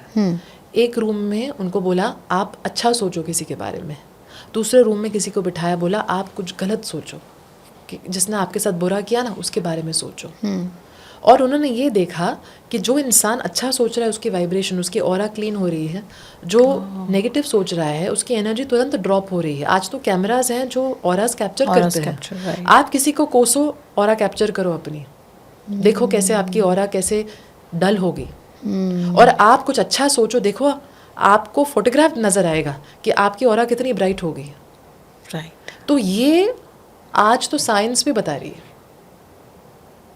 राइट। ये सिर्फ स्पिरिचुअलिटी के बारे में नहीं है, ये सिर्फ साइकोलॉजी नहीं है। Today even science is proving this कि आप जो सोचते हैं उसका प्रभाव आपके एनर्जी पर पड़ता है। इसलिए तो कहा जाए शपथा यत् कृतम पुण्यम शप्यमानम तु गच्छति। अगर मैं किसी के बारे में बुरा सोचूं, उनकी बुराई मेरे में आ जाएगी, मेरे पुण्य उनके पास चले जाते हैं। ह्यूज। और इसीलिए अगर मैं कॉन्शियसली अपनी क्लीनिंग रोज करूं, ये सोचकर कि मेरे एनर्जी पर क्या असर पड़ रहा है, आई एम फीलिंग वीक। आप खुद नोटिस करो, आप कुछ अच्छा बोलो तो आपकी एनर्जी कितनी अच्छी है, आप बुरा बोलो आपको अच्छा फील नहीं होता। अब जैसे कि आपको गुस्सा आता है तो क्या आप अच्छा फील कर रहे हैं? तो तुरंत अपने आप को उस समय रोको एंड अपने आप को बोलो नहीं, मुझे स्टॉप करना, ये मुझे नहीं चाहिए, ये मुझे शोभा नहीं देती। भगवान संभाल लेंगे ना, किसी ने बुरा किया ना भगवान संभाल लेंगे। मैं इस सिचुएशन में क्या कर सकती हूँ? जैसे मैंने कहा, आपको फिजिकली अपने आप को प्रोटेक्ट करने की पूरी राइट है। ऐसा नहीं कि आप किसी को अपने आप को मारने दीजिए, नहीं, मुझे फॉरगिव करना है। और अगर आगे से आपको रिश्ता बनाए रखना है नहीं रखना है आपके ऊपर है। और जो लोग बहुत गलत तरीके से आपके साथ व्यवहार करते हैं, जो अच्छे इंसान जैसे आपने, और अच्छे इंसान नहीं हैं, जो गलत भावनाएं रखते हैं, आप उनके साथ ज़्यादा मत बनाए रखिए। आप अपनी एनर्जी चूज कीजिए। आप अच्छे जगहों पे जाइए, सत्संग पे जाइए, आप अच्छे लेक्चर्स सुनिए। आजकल तो यूट्यूब के द्वारा हम कितने अच्छे वीडियोस देख सकते हैं। राइट। ये सब कीजिए, इससे आपको प्रेरणा मिलेगी। So ma'am, you have beautifully explained ho'oponopono, law of attraction, और हमारी संस्कृति से जोड़ के एंशिएंट टेक्स्ट को भी आप प्रेफर कर रहे हैं। सो आई वांट टू अंडरस्टैंड कि इस अलाइनमेंट में हम हमेशा रहें। मतलब अभी लोग सुन रहे हैं, उन्हें बहुत अच्छा लग रहा है, वो इसको अप्लाई भी करेंगे, बट कॉन्स्टेंट एक अलाइनमेंट बनाए रखना, इस तरह की वाइब्रेशन बनाए रखना, उसके लिए क्या प्रैक्टिस कर सकते हैं? उसके लिए वर्ड्स पे ध्यान दीजिए। आप जब भी किसी से बात कर रहे हैं, कोशिश कीजिए कि आपका टोन, आपका पिच कंट्रोल रहे। शायद सामने वाला आपको कुछ ऐसा बोल रहा हो जो आपको एक्सेप्टेबल नहीं है ना, थोड़ा टॉलरेट करना सीखिए। आप जितना टॉलरेट करेंगे, सबकॉन्शियस माइंड को क्या मैसेज जा रहा है, हमें ऐसे ही रहना है, शांत, अच्छा, अंडर कंट्रोल्ड। हाँ, तो सबसे पहले तो वर्ड्स के साथ चालू कीजिए। वर्ड्स में बहुत पावर है। ओके। वर्ड्स में इतनी पावर है कि आपके लिए ना वो आपकी इच्छा पूर्ति कर सकते हैं। पहले के ज़माने में सुना था ना हमने, लोग कहते तुम्हें 100 पुत्र होंगे, 100 पुत्र हो जाते थे। उनकी वर्ड्स में इतनी पावर क्यों थी? क्योंकि वो अच्छा बोलते थे। उनके वर्ड्स बहुत प्योर होते थे। तो कम बोलिए बट अच्छा बोलिए। और जब भी किसी को करेक्ट भी करना है ना, इतना वर्ड्स हार्श मत यूज़ कीजिए कि उनका आत्मसम्मान नष्ट हो जाए। थोड़ा कंट्रोल तरीके से, ये सबसे पहले तो प्रैक्टिस कीजिए अगर वाइब्रेशन और अलाइनमेंट को मेंटेन रखना है। So you have a guide, this is number 1, words. Number 1 words. Okay. Number 2, आप अपनी नेगेटिव थॉट्स को नोटिस करो, उस पर काम करना पड़ेगा। अगर आपको बार बार किसी के लिए बुरा ख्याल आ रहा है तो उससे you have to deal with it. आपको उसको निकालने के लिए अपने आप को कन्विंस करना पड़ेगा. तो don't be okay with negative thoughts. Casually मत लीजिए कि ये चलो इसके लिए ही है मुझे. डील करो. तो अच्छा. ऐसा रोजाना हो सकता है आपके अंदर किसी न किसी के लिए कुछ आए, या आप कोई जजमेंट किसी के लिए पास कर रहे हैं जो अच्छा नहीं था, तो अपने आप को करेक्ट कीजिए कि नहीं, ये नहीं करना चाहिए. अच्छा, ये थॉट नहीं रखना है. नेगेटिव थॉट मुझे अपना बेस्ट देना. वो जैसे भी है मुझे अपना बेस्ट देना है. मुझे अच्छा सोचना है. मैं उनके बारे में ऐसा क्यों सोचूं? ओके. इससे क्या होता है? करेक्शन. आप अपने इंद्रियों को कंट्रोल करते हैं. ओके. तो खुद को पकड़ें कि नेगेटिव सोच रहे हो, उसको पकड़ना है. ओके. Third, journaling. अगर आपको कुछ चाहिए लाइफ में ना, तो उसके लिए फोकस्ड रहिए. इससे ना आपकी अलाइनमेंट बनी रहती, क्योंकि अब मुझे डेस्टिनेशन है तो मेरा माइंड उस पर फोकस करेगा ना. तो आपके लिए लक्ष्य होना इम्पॉर्टेंट है. लक्ष्य ये भी हो सकता है कि मैं शांत रहूं दिन भर. सिर्फ ऐसे मत देखिए कि आपके हो सकता है आप इस समय आपके लाइफ में आपको कोई बड़ा गोल नहीं है, जैसे कोई मटीरियलिस्टिक गोल नहीं है, फिर भी शांत रहना गोल हो सकता है. ओके. प्यार महसूस करना गोल हो सकता है. हाँ, ऑफिस रिलेटेड गोल है, आपको घर लेना है, वो भी गोल हो सकता है. लेकिन लक्ष्यों को थोड़ा इम्पोर्टेंस दीजिए, क्योंकि इससे ना आपकी वाइब्रेशनल अलाइनमेंट अच्छी रहती है. क्योंकि आपका माइंड नेगेटिविटी से ज़्यादा आपको यहाँ तक पहुँचाने के लिए बिजी रह जाता है. ओके. तो ये ज़रूरी है. एटलीस्ट 10 से 15 मिनट अगर मैं गोल्स के साथ जुड़ूँ, उनको लिखूँ, जैसे कि मैं खुश और आभारी हूँ कि मेरे साथ हमेशा अच्छा होता है. मैं खुश और आभारी हूँ कि मैंने अपना ड्रीम जॉब मैनिफेस्ट कर लिया. ओके. ऐसा भी आप लिख सकते हैं, लेकिन अच्छी चीज़ों पे. तो आप नेगेटिविटी से ज़्यादा आपके लिए अच्छा क्या होना है उस पर फोकस कर रहे हैं. फोकस चेंज इससे भी वाइब्रेशनल और एक एक्साइटमेंट सी होती है जब आपको जैसा लिखता है ना कि मैंने ये कर लिया है. वाइब्रेशन रेज होती है. क्यों? क्योंकि ब्रेन और सबकॉन्शियस माइंड पिक्चर्स बना रहे कि ऐसा हो गया तो क्या होगा. तो आप माइंड को पॉजिटिव चीज़ों की ओर लेकर जाते हैं. ओके. नेक्स्ट, तो मौन में बैठना. सब कुछ आप चलो टाइम नहीं दे सके, एटलीस्ट वाइब्रेशनल अलाइनमेंट के लिए मौन में बैठिए. साइलेंट सिटिंग कीजिए. इससे ज़्यादा आप गहरी कोई प्रैक्टिस में जा ही नहीं सकते. ये सबसे ज़्यादा पावरफुल है. शुरू में ब्रीदिंग पे फोकस कीजिए. ब्रेथ को थोड़ा आप रिदमिक बनाइए. तो काउंट्स दीजिए, 5 से 7 तक गिनिए, होल्ड कीजिए, एक्सेल कीजिए. थोड़ा ऐसे प्रैक्टिस करेंगे, बीच में थोड़ा थॉटलेस हो जाएंगे. ओके. और थॉट्स आएंगे जाएंगे, इट इज़ ओके. ओके. मुझे बैठना है. तो इससे क्या होता है? Body control. लोग आजकल बैठ नहीं पाते. नहीं बैठते. इवन मेडिटेशन के लिए लोग म्यूजिक साथ में प्ले करके बैठ रहे हैं. मैं तो कहूँगी कुछ मत चलाइए. म्यूजिक नहीं, कुछ नहीं. और ऐसा नहीं कि मुझे कोई पार्टनर चाहिए. आपको कोई नहीं चाहिए. आप खुद को इतना समय दीजिए. तो मौन में बैठिए. और मौन में बैठेंगे ना, आंखें खोलने के पहले, सपोजिंग आप 15 मिनट बैठ रहे हैं जी, गाइडेंस मांगो. ओके. भगवान, ये प्रॉब्लम है. होगा ना, हो सकता है हमें कोई प्रॉब्लम है लाइफ में, या हो सकता है गोल्स को लेकर मुझे कंफ्यूजन है, मैं क्या करूं. हाँ. आंखें खोलने के पहले इतना बोलो, भगवान इस चीज़ को लेकर तुम्हारी गाइडेंस चाहिए. फिर उसके बाद 1-2 मिनट शांत रह जाओ. अलाउ करो उस क्वेश्चन को भी एब्सॉर्ब करने की. आपके सबकॉन्शियस माइंड भी एब्सॉर्ब करेगा. सबकॉन्शियस माइंड से डिवाइन तक वो क्वेश्चन जाएगा. ओके. थोड़ा आप 2 से 3 मिनट फिर मौन में बैठिए. ज़रूरी नहीं है आंसर तुरंत उस समय आ जाए. शायद कल आए, शायद अगले 3-4 दिनों में आ जाए. करते रहो. ओके. मौन में बैठने के वक्त आप गाइडेंस ज़रूर मांगो. आंखें खोलने के पहले आप अगर गाइडेंस सीख करते हैं ना, तो आप डेफिनेटली आंसर्स को खुद महसूस करेंगे. कोई साइन आएगा, कोई एश्योरेंस मिलेगी आपको कि आपको ये करना चाहिए. बट ये बहुत हेल्दी प्रैक्टिस है. और लास्ट में कहूँगी ग्रैटिट्यूड. कुछ अच्छा देखना दिन में बहुत इम्पोर्टेंट है. हम नहीं देखते, इसीलिए तो हम डिप्रेस्ड हो जाते हैं, क्योंकि हमने कुछ अच्छा, हमें अलग कुछ अच्छा नहीं हुआ आज मेरे साथ. हाँ. ऐसे डेज हैं जब लोगों को लगता है क्या अच्छा हुआ, कुछ भी अच्छा नहीं हुआ डॉक्टर, कुछ अच्छा है ही नहीं. ऐसा नहीं है. कुछ तो अच्छा होगा. इनफैक्ट मैंने ये एक्सपेरिमेंट अपने क्लाइंट्स के साथ बहुत बार किया है.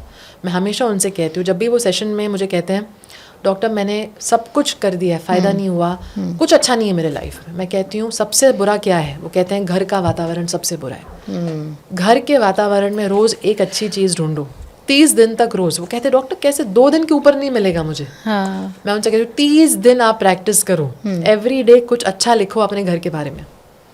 आप विश्वास नहीं करेंगे, 30 दिन में फॉरगेट उनकी चेंजेस, अंदर घर का माहौल बदल जाता है, ऐसा हो जाता है। पावर ऑफ 30 डेज कोई भी प्रैक्टिस कर सकता है ये काम। जो सबसे बुरी चीज़ है ना आपके लाइफ में, उसको लेकर, उस सिचुएशन को लेकर कुछ अच्छा रोज लिखो। ओके, ढूंढो अच्छा, जरूरी नहीं है आपको फेक करना है। पूछो अपने आप से, इस चीज में अच्छा क्या है, कुछ ऐसा है जो मैं ग्रेटफुल रह सकती हूँ। अब सिंपल चीजें हैं। अब जैसे कि ऑफिस का वातावरण बहुत खराब है, ऑफिस को लेकर क्या अच्छी चीज है, मेरे घर के नजदीक है, चलो एक चीज होगी। अच्छा, ऐसे छोटे छोटे पॉजिटिव चीजें, मुझे इंश्योरेंस है, चलो अच्छी चीज होगी। कुछ तो लिखो आप, ऐसा रोज ढूंढेंगे ना, सबकॉन्शियस माइंड आपको और देगा। अभी आपको शायद 1-2 पॉइंट्स हैं, हाँ, आप रोज लिखेंगे ना, एक और पॉइंट आ जाएगा, एक और आएगा। ऐसा आप 30 दिन लगातार करो, देखो सिचुएशन आपकी 100% बदलनी है। लेकिन हाँ, 30 दिन करना है, बीच में 1-2 दिन छोड़ दिया, मोमेंटम निकल जाता है। ओके, आपको कंटिन्यूस करना है। तो ये वाइब्रेशन अलाइनमेंट के लिए कुछ चीजें हैं जो बहुत पावरफुल हो सकती हैं। ओके, इनफैक्ट भगवान श्री कृष्ण अर्जुन को भी ये कहते हैं, अशंशय महाबाहो मनो दूरनी गृहम चलम। माइंड आसान नहीं है कंट्रोल करना। वो कह रहे हैं, अर्जुन मानता हूँ, लेकिन अभ्यास से ना तो कौन्तेय वैराग्य न च गृह्यते। वो तो हमें आंसर दे रहे हैं कि हमें क्या करना चाहिए, कौन सी मिस्टेक्स कर रहे हैं। एक तो हम अभ्यास नहीं कर रहे हैं, प्रैक्टिस, हम 1-2 दिन करके छोड़ दे रहे हैं। ऐसा मत कीजिए, आपको अपने आप को देना पड़ेगा समय। कोई भी प्रैक्टिस 3 महीने से कम तो करो ही मत। 3 महीने के पहले आपको कैसे पता चलेगा आपके लिए सही या नहीं है। इनफैक्ट 30 डेज प्रैक्टिस भी ग्रेटिट्यूड का लोग 5-6 दिन करते हैं, अच्छा फील होता है, छोड़ देते हैं। मत करो, कंटिन्यू करो प्रैक्टिस को। दूसरा, डिटैचमेंट, यानी अगर आप हर वक्त सोच रहे हो ऐसा हो जाएगा ना, होगा ना, नहीं होगा तो क्या, पक्का ना, अश्योरेंस। आप किसी के पास जा रहे हैं जो आपको बोले अभी आपका समय अच्छा है, अभी ये करो, और बार बार डिपेंडेंसी, उनसे पूछ के मैं करूं। अपनी इंट्यूशन को फॉलो करो, भगवान से गाइडेंस। हाँ, आपको किसी से कंसल्टेशन लेना है, कोई बात नहीं। इतना निर्भर मत हो जाओ उन पे कि खुद से जुड़ना ही भूल जाओ आप। ये मत भूलो आप कि भगवान आपके अंदर है। राइट, तो गाइडेंस भी अपने आप से, उस शक्ति से मांगते रहिए। ये मिस्टेक हम करते हैं कि हम दूसरों पे ज़्यादा डिपेंड हो जाते हैं और हम डिटैचमेंट प्रैक्टिस नहीं करें। यानी मैं अपना गोल्स मैंने लिख दिया, मैंने विजुअलाइज की, अब मैं बोलूँ भगवान अब तुम्हारे ऊपर है। बाकी समय पे आप एंजॉय करो ना, अपनों के साथ बैठो, ऑफिस में काम एंजॉय करो, घर पे प्रेजेंट रहो। मैम, इससे मुझे ये दिमाग में आ रहा है कि ट्रेडिशनल एजुकेशन में हमें ये सिखाया नहीं जाता कि कॉन्शियसनेस या फ्रीक्वेंसी पे काम करो या फिर जर्नी को एंजॉय करो। We are goal oriented, outcome oriented. तो अभी जो यंग पेरेंट्स हैं, उनके बच्चे छोटे हैं, तो क्या वो कोई चीज़ बच्चों को सिखा सकते हैं अभी से ही? हाँ, आई थिंक सबसे पहले तो बच्चों को एफर्ट्स, जैसे मैंने कहा, थोड़ा इनकरेज करो। भले ही उनका रिजल्ट इतना नहीं आया, लेकिन उन्होंने एफर्ट लिया ना, एफर्ट को आप रिवॉर्ड करो। आप वैल्यू करो सबसे पहले। दूसरा तो आई थिंक बच्चों के लिए बहुत इम्पोर्टेंट है कि वो अपने वर्ड्स को अच्छा रखें, शुद्ध करें, और ग्रैटिट्यूड प्रैक्टिस करें। वर्ड्स अच्छा रखेंगे, एक दूसरे के साथ अच्छा बोलेंगे। और माफ़ी एक ऐसी चीज़ है, क्षमा एक ऐसी चीज़ है, आप बच्चों को शुरू से सिखाइए कि हमको किसी के बारे में बुरा नहीं बोलना है। अच्छा, वो उनका कर्मा है ना। और किसी ने उनके साथ बुरा किया, बोलो देखो बेटा, भगवान है ना, आप भगवान को अपनी प्रॉब्लम दे दो। तो सरेंडर बच्चों को जितना करवाएंगे ना बचपन से ही, उतना ज़्यादा उनकी पर्सनालिटी इतनी स्ट्रॉन्ग हो जाएगी कि उनको दुनिया की नेगेटिविटी कभी नहीं लगेगी। राइट। और बहुत इम्पॉर्टेंट है ये समझना एज पेरेंट्स कि वो आपको देख के सीख रहे हैं। तो आप खुद करिए ये सब चीज़ें। आप भी ज़्यादा एंग्जाइटी से उनके मार्क्स को लेकर, उनके करियर को लेकर, उनके फ्यूचर को लेकर आप जितना स्ट्रेस्ड रहेंगे उतना वो भी स्ट्रेस्ड रहेंगे। राइट। तो आप भी वर्ड्स पे ध्यान दीजिए, आप खुद ग्रैटिट्यूड प्रैक्टिस कीजिए। और बहुत इम्पॉर्टेंट है, बच्चों को भगवान से जुड़ाइए, सरेंडर सिखाइए बच्चों को। इससे ज़्यादा उनके हार्ट प्योर नहीं हो सकता अगर वो सरेंडर सीखते हैं, भगवान से जुड़ना सीखते हैं। इनफैक्ट इनकरेज कीजिए कि प्रॉब्लम है ना, भगवान को आज प्रॉब्लम दी, भगवान को प्रॉब्लम देना सीखो।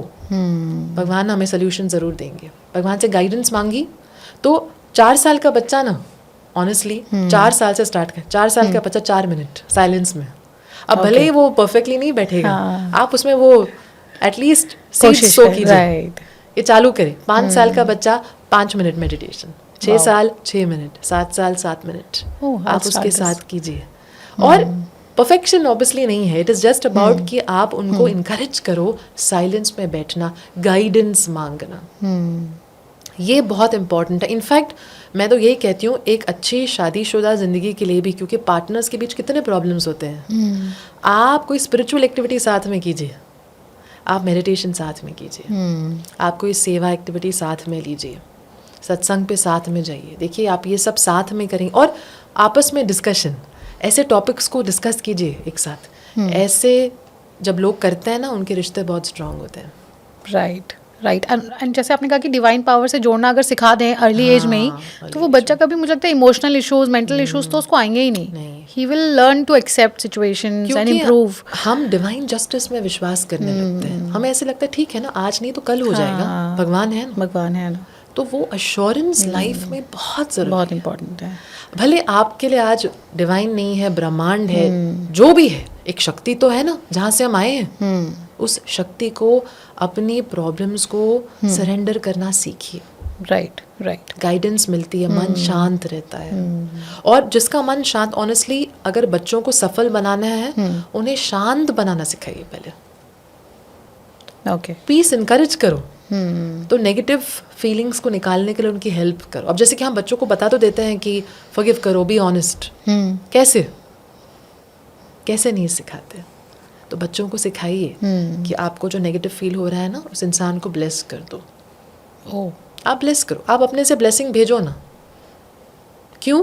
क्योंकि उनके प्रति आपके जो फीलिंग्स है ना, आपके अंदर वो घर कर जाती हैं। तो आप अपने से ही नेगेटिविटी निकालो, बच्चों को सिखाइए, साथ में उनको फॉरगिवनेस प्रैक्टिस कराइए कि इस इंसान के बारे में सोचकर हम इसको ब्लेस करते हैं। ये जितना करेंगे उतना ज़्यादा बच्चों के लिए जर्नी आसान हो जाएगी। ओके, सो मैम कोई मेडिटेशन आप हमें करवा सकते हैं जिससे पीपल कैन एक्चुअली फील कि मेडिटेशन में जाने पे कैसा लगता है, and if you can include self love या एंग्जाइटी को कम करने के कुछ पॉइंट्स अगर आप इंक्लूड कर पाएं। ज़रूर जी। इतना ध्यान में रखिए कि आपको कोई डिस्टर्ब नहीं करे, आप सिर्फ मेरी आवाज़ सुनिए, और ये गाइडेड मेडिटेशन रहेगा, तो इंस्ट्रक्शंस फॉलो करते रहिए, बस कंफर्टेबल बैठना है आपको। Lovely. If you are driving, आप इसको सेव कर लीजिए, पॉज कर दीजिए, और जब भी आप घर पहुँचे तब करिए। सो वी नीड अ कामर एनवायरनमेंट। Okay, thank you.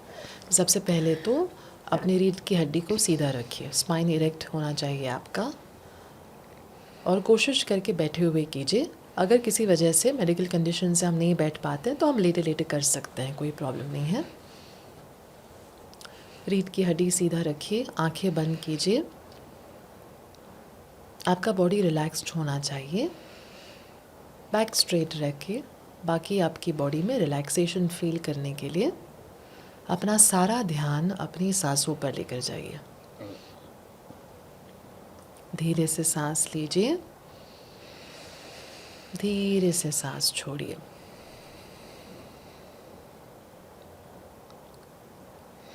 अपने आप को अपने ब्रीदिंग से ज़्यादा जोड़ने के लिए अब इनहेल करते वक्त कहिए इन,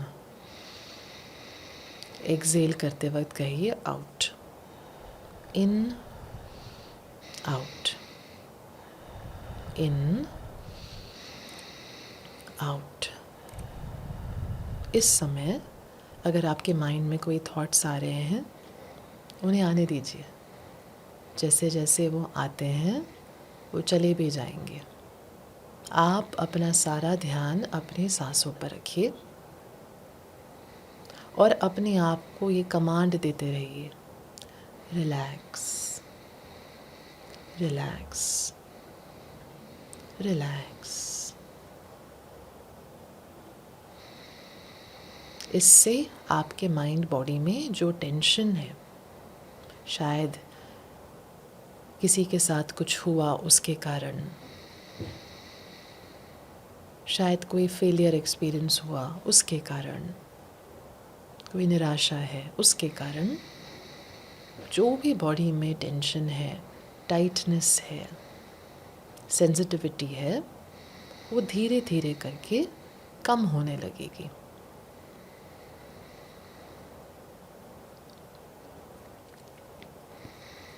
अब अपने आप को काउंट्स देखकर ब्रीदिंग करते हैं ताकि हमारी रिलैक्सेशन की लेवल और डीप हो जाए। धीरे से सांस लीजिए।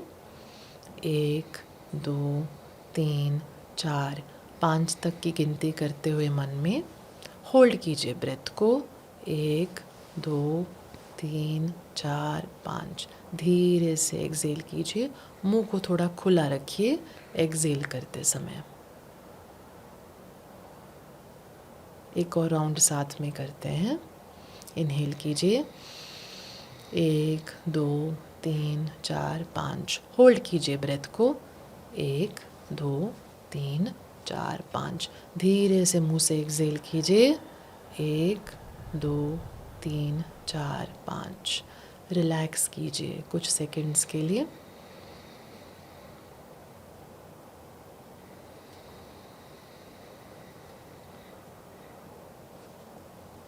अब आप अपने सामने, अपने माइंड में अपने बचपन की छवि लेकर आइए, आपकी चाइल्डहुड की इमेज।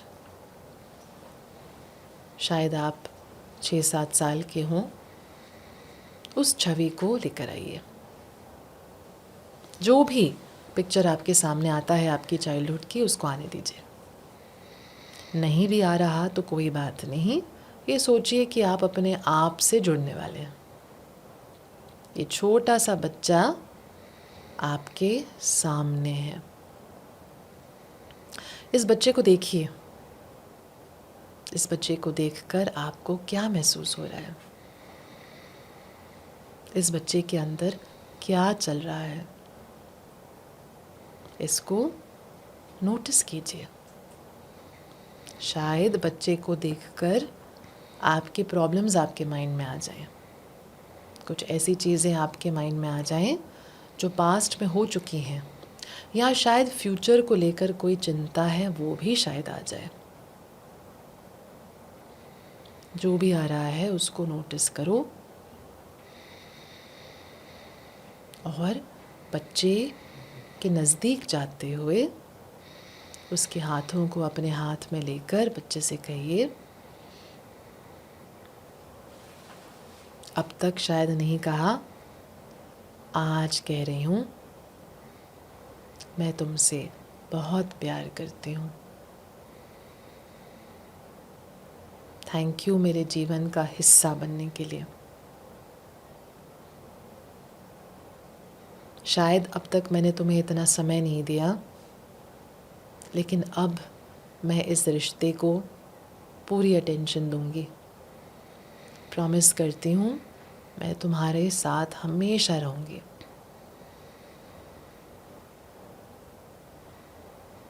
हमारे अंदर ये जो फीलिंग चल रही है, इसको हम निकाल सकते हैं।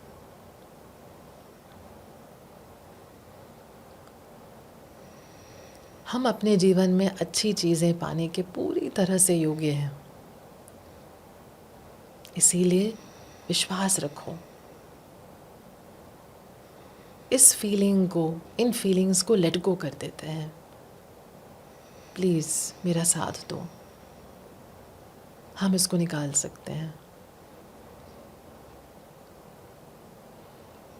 मुझसे, मेरे पूर्वजों से, मेरे परिवार में से किसी से जाने अनजाने में कुछ हुआ है जिसके कारण आज हम ये महसूस कर रहे हैं ना, उसके लिए मैं पूरी जिम्मेदारी लेती हूँ। प्लीज़ लेट गो। इसे रिलीज़ कर देते हैं ताकि भगवान इस फीलिंग को ले ले और इसके बदले जो हमें महसूस करना चाहिए वो हम महसूस कर सकें।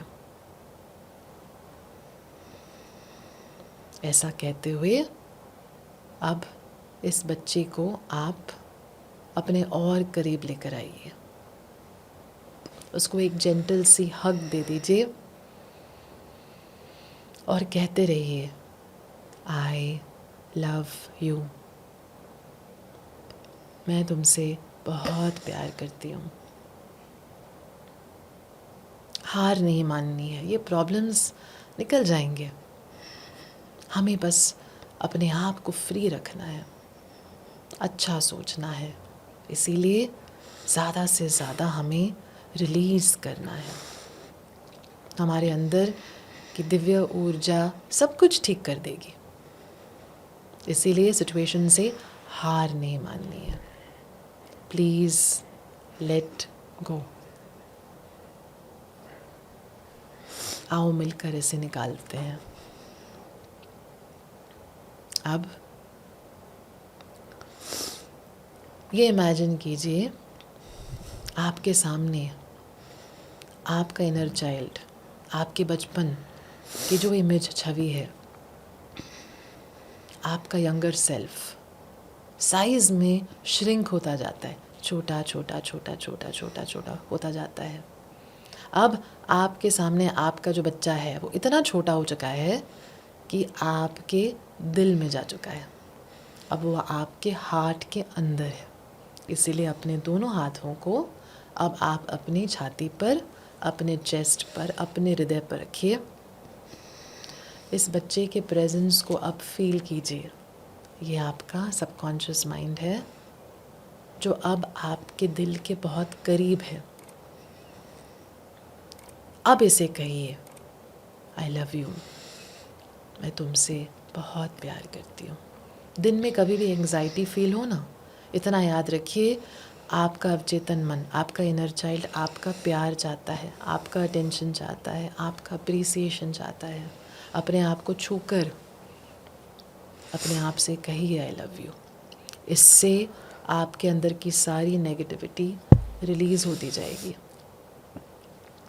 आपका मन शांत हो जाएगा। जो नेगेटिविटी है ना, वो सबकॉन्शियस माइंड भगवान को समर्पित कर पाएगा। अब अपने हाथों को चाहे तो नीचे रख दीजिए। एक गहरी सांस लेते हैं। धीरे से इनहेल कीजिए, धीरे से एक्सहेल करते हुए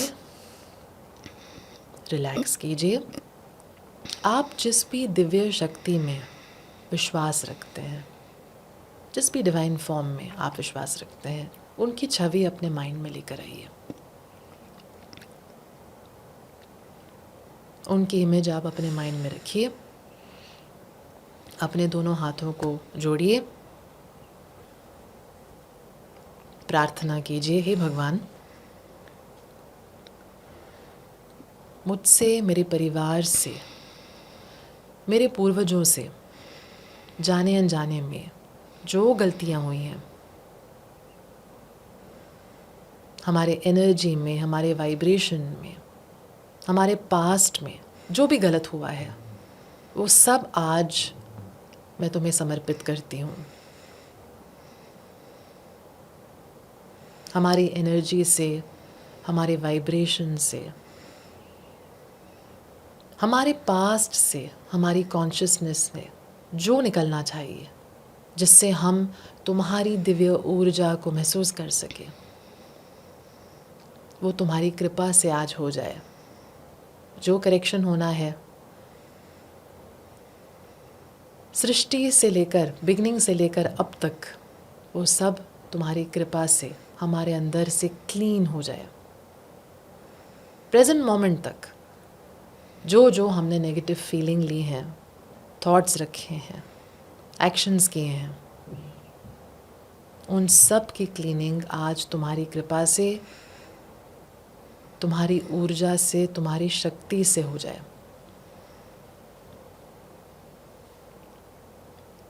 तुम्हारी ग्रेस से मैं अपने प्रारब्ध पर विजय पा सकूं, मैं अपने आज को और शक्तिशाली बना सकूं, और मैं अपने फ्यूचर को सिक्योर कर सकूं। अगर मेरे मन में किसी के लिए भी कोई दुर्भावना है, प्लीज़ तुम उसको निकाल दो। मैं सबके बारे में अच्छा सोचूं, सबको ब्लेस करूं, और अपने मन की कमज़ोरियों पर विजय पा सकूं। मैं तुम्हारे प्यार को, तुम्हारी शक्ति को अपने दिन में, अपने जीवन में हर क्षण महसूस कर सकूं। भगवान मैं तुम्हारी तरह बन सकूं और तुम्हारी पॉजिटिविटी हर जगह फैला सकूं, जिससे भी मिलूं उनको तुम्हारे होने का एहसास हो सके। ऐसी कृपा तुम मुझ पर बरसाना। थैंक यू भगवान इस क्लीनिंग के लिए, ये अवसर देने के लिए कि मैं अपने सबकॉन्शियस माइंड के साथ जुड़कर तुम्हें एक्सपीरियंस कर सकूं। Thank you, thank you, thank you, thank you. अब एक गहरी सांस लेते हैं, धीरे से इनहेल कीजिए, हाथों को आप नीचे रख सकते हैं, धीरे से मुंह से एक्सहेल कीजिए।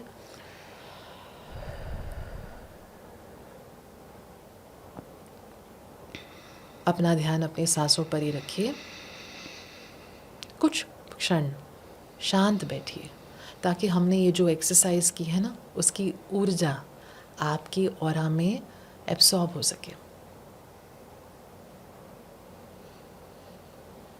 मैं 1 से 3 तक की गिनती करूँगी। 3 गिनने पर ही आप अपने हाथों को अपनी आँखों पे रखते हुए अपनी आँखें खोलेंगे। 1, अपना ध्यान अपनी सांसों पर रखिए और इस मेडिटेशन में जो डिवाइन अश्योरेंस हमें मिली है उसके बारे में सोचते हुए अपने चेहरे पर एक मुस्कान रखिए। हमारे साथ भगवान की कृपा से अच्छा ही होगा। हमारे अंदर की नेगेटिविटी हमने भगवान को सौंप दी है। 2, अपने इनर चाइल्ड के बारे में सोचिए, मुस्कुराते हुए उसे कहिए मैं हमेशा तुम्हारे साथ हूँ। भगवान की कृपा से हमारे जीवन में सही दरवाजे सही समय पर ज़रूर खुलेंगे, बस हमें रिलीज़ करते रहना है।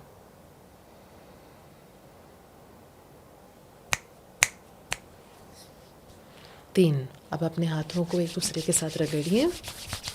रब your palms against each other. धीरे से अपने सांसों पर रखिए, धीरे से अपनी आँखों पर रखिए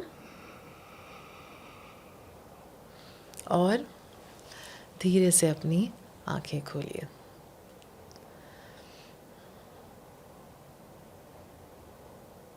मेडिटेशन के तुरंत बाद कोशिश कीजिएगा कि आप कोई चीज़ तुरंत मत कीजिए, थोड़ा अपना स्केड्यूल लाइट रखिएगा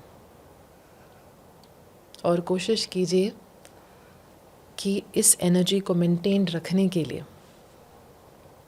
आप किसी के साथ कोई आर्ग्यूमेंट, कोई झगड़ा, कुछ ऐसे अपशब्द ना बोलें। जितना ज़्यादा आप शांत रह जाएंगे उतना ज़्यादा आपकी एनर्जी मेंटेन रहेगी और आगे जाके भी आपके साथ अच्छा ही होगा। अब आप धीरे से आंखें खोल सकते हैं और जब भी स्ट्रेस्ड फील हो, एंग्शियस फील हो या कंफ्यूजन है आगे को लेकर, तो बस अपने आप को 10-15 मिनट देकर इस मेडिटेशन में दोबारा जा सकते हैं। बट मेडिटेशन के बाद का समय भी इम्पॉर्टेंट है। रश होकर कुछ मत कीजिए। अब सपोजिंग आपको बाहर जाना है तुरंत, तो उस समय मेडिटेशन मत करना, बिकॉज फिर आप थोड़ा हड़बड़ी में निकलने वाले हैं। जब आपको पता है आपके पास 1-2 घंटे हैं, कुछ टेंशन का काम नहीं है, तभी मेडिटेशन ज़रूर करना। इसलिए शाम को करना, रात को कर सकते हैं, लेकिन खाने के तुरंत बाद, क्योंकि ज़्यादातर डाइजेशन में हमारी सारी एनर्जी जा रही है, तो तुरंत मील्स के बाद अवॉइड करना, नहीं तो कभी भी कर सकते हैं, करना ही चाहिए। अगर दिन में एक बार करेंगे तो देखो कितना फ़ायदा हो जाएगा। I don't know why I cry. Okay. Normal है, रिलीज़ होता है। हम सब के अंदर कुछ ऐसी चीज़ें हैं जो रिलीज़ करनी है, कोई कितना भी कह ले, सबके अंदर पास्ट है ही है जो रिलीज़ होगा। पर जितना निकलेगा ना उतना ज़्यादा आपको लाइफ में पावर फील होगा, पावर कि हम कर लेंगे। और क्लैरिटी के साथ एक्शन करना वो भी इम्पॉर्टेंट होता है, जो कि हम इस मेडिटेशन के थ्रू एक्सपीरियंस कर सकेंगे. माइंड क्लियर हो जाना. राइट. It felt amazing. मतलब I was not here. I was somewhere in my childhood maybe. Yeah. And ma'am, childhood is so important for your life. Inner child. Because देखिए हमारा जो environment रहता है early childhood में वो भी हमारे पूर्व कर्मों से आया है. तो कहीं ना कहीं कुछ ऐसे कार्मिक लिंक्स हैं उनमें जो स्ट्रांग हो जाते हैं विद आवर इन्वायरमेंट. तो जितना ज़्यादा हम अगर अपने चाइल्डहुड पे जाकर कुछ ऐसी चीज़ों को पकड़ सकें कि जो हमने महसूस किया ना, अब जैसे कि सपोज हमें इतना प्यार नहीं मिला या हमें इतना समझा नहीं गया, यहाँ बहुत प्रेशराइज्ड फील किया हमने, या कुछ हमने ऐसा देखा जो अच्छा नहीं था, उस पर अगर हम काम कर सके, उसको अगर हम नॉन जजमेंटली देखें, ये सोचें कि कैसे हम इस फीलिंग को एक्सेप्ट करते हुए निकालें, और सबकॉन्शियस माइंड को ज़्यादा से ज़्यादा प्यार. देखिए चाइल्डहुड के ऊपर काम करना है तो सेल्फ लव के ऊपर काम करो. जितना अटेंशन, अफेक्शन, अप्रिसिएशन आपके इनर चाइल्ड को जा रहा है, उतना ज़्यादा आप भगवान से भी जुड़ सकेंगे, उतना ज़्यादा आप अपने माइंड पर भी विजय पा सकेंगे. तो inner child wants your attention. उसको अटेंशन दीजिए, उसको थोड़ा समय दीजिए साथ में अकेले. राइट. और अपने आप को भी प्यार देना. आई थिंक इनर चाइल्ड में बहुत कुछ है समझने के लिए. बहुत कुछ, बहुत ही ये बहुत डीप सब्जेक्ट है. लेकिन इम्पोर्टेंट क्या है, आप समझो कि समय देना है अपने को, अपने आप को प्यार देना है, और अपने आप का चीयर लीडर बनना है. इनकरेज करते रहो अपने आप को, बेस्ट देके फिर भगवान पे छोड़ दो. राइट. ये इम्पोर्टेंट है. राइट. आपको कैसा महसूस हुआ मेडिटेशन के बाद? अपना एक्सपीरियंस शेयर करिए. और अगर आप चाहते हैं कि हम इनर चाइल्ड पे कंप्लीट एपिसोड करें मैम के साथ, तो ज़रूर लिखिए पार्ट 2 या इनर चाइल्ड. तो we will request ma'am to come again and cover this topic, because ये काफ़ी डीप है और मुझे ऐसा लगता नहीं था कि मेरे लिए भी इतना टचिंग होगा inner child meditation, but it was. So it is very powerful. अपना एक्सपीरियंस भी शेयर करिए. So, ma'am, I'll quickly take some rapid-fire questions to cover practical things in life. So, how to manifest a specific person? Specific person के qualities को आप manifest करने की कोशिश कीजिए. यानी आपको वो इंसान क्यों पसंद है, क्वालिटीज़ तो अच्छे होने चाहिए, तो उनका वर्णन कीजिए कि आपके जीवन में वो प्यार है, आपके जीवन में वो अफेक्शन है, आपके जीवन में वो सम्मान मिल रहा है आपको उस इंसान से, उसको मैनिफेस्ट करने की कोशिश कीजिए. बाकी तो अगर आपको कोई सच में पसंद है, सरेंडर करो, भगवान ये मेरे लिए सही है, तो आपकी कृपा से हो जाए. ओके. और अभी एग्जिस्टिंग पार्टनर अगर आपका उस तरह का नहीं है जैसा आपको चाहिए था, तो उस पर काम कर सकते हैं. हाँ, 2 चीज़ें कीजिए. एक तो उन क्वालिटीज़ का वर्णन लिखिए रोज़ कि मेरे पार्टनर बहुत अफेक्शनेट है, बहुत अंडरस्टैंडिंग है, बहुत सपोर्टिव है, मुझे अनकंडीशनल लव देते हैं. रोज़ लिखिए जो आपको चाहिए. आपको 3 महीने के अंदर अंदर उनमें फ़र्क नज़र आएगा. दूसरा तो खुद भी बेटर कीजिए अपने आप को. अब जैसे कि सपोज़ वो आपको कह रहे हैं कि आप कभी नहीं सुनते या आप उन्हें हमेशा उल्टा जवाब देते हैं, तो उस पर काम कीजिए, क्योंकि जितना आप चेंज करेंगे अपने आप को, आपको देखकर वो भी चेंज होंगे. आप तभी उनको चेंज करने बोल सकते हैं जब आपकी एनर्जी अच्छी हो. जब आप भी बहुत मिस्टेक्स कर रहे हैं तो वो कैसे चेंज होंगे, कैसे एक्सपेक्ट करेंगे. Right. So ma'am, how to raise vibration? Any instant way? सबसे पहले तो इमिजिएटली काम होने के लिए ब्रीदिंग कीजिए, कॉन्शियस ब्रीदिंग कीजिए, नंबर 1. दूसरा तो जो अच्छा हुआ उसको याद कीजिए. अब हो सकता है आपके लाइफ में 1-2 ऐसे मोमेंट्स हों जो आपके लिए बहुत स्पेशल रहे हों, उनको याद करेंगे, वाइब्रेशन तुरंत बदल जाएगी. पास्ट मेमोरेबल मोमेंट्स को याद कीजिए. दिन में इवन एक बार ऐसा करेंगे ना, आपकी वाइब्रेशन बढ़ जाती है. You feel very good. Okay, lovely. So, any powerful ritual which we should do before sleeping? Before sleeping silence में बैठिए, दिन में जो अच्छा हुआ उसको याद कीजिए, और जो ठीक नहीं गया और जिस बात की चिंता है, सरेंडर, भगवान तुम्हें दे रही हूँ, तुम संभालो, मैं तो सो रही हूँ. Okay. ऐसा करने से ना चिंता नहीं रहेगी, बिकॉज अभी भगवान की ऑब्लिगेशन है. अब उनको करना है, उनकी जिम्मेदारी है, मुझे नहीं है. तो आप भगवान से भी जुड़ेंगे और खुद को रिलीज करना रोज ऐसा बोल के सिखा रहे हैं कि मुझे ये लेकर नहीं सोना है, भगवान संभालेंगे. Lovely. So, any powerful morning ritual we should do? Yes, morning अपने हथेलियों को ज़रूर देखिए. अपने हाथों को देखने से आप अपनी किस्मत को चमकाते हैं. तो अपने हाथों को देखिए, स्माइल कीजिए, या तो आप कोई प्रेयर बोलिए. अगर आपको नहीं आता, जैसे कि कराग्रे वसते लक्ष्मी, बहुत सुंदर प्रार्थना है, हम सुबह करते हैं, नहीं तो अपने हथेलियों को देखकर बोलिए, भगवान आज का दिन तुम्हें समर्पित करती हूँ, आज तुम मुझे हर चीज़ के लिए गाइड करना. तो सबसे पहले तो अपने आप की ऊर्जा से, यानी अपने अंदर की डिवाइन पावर से जुड़ना इम्पॉर्टेंट है.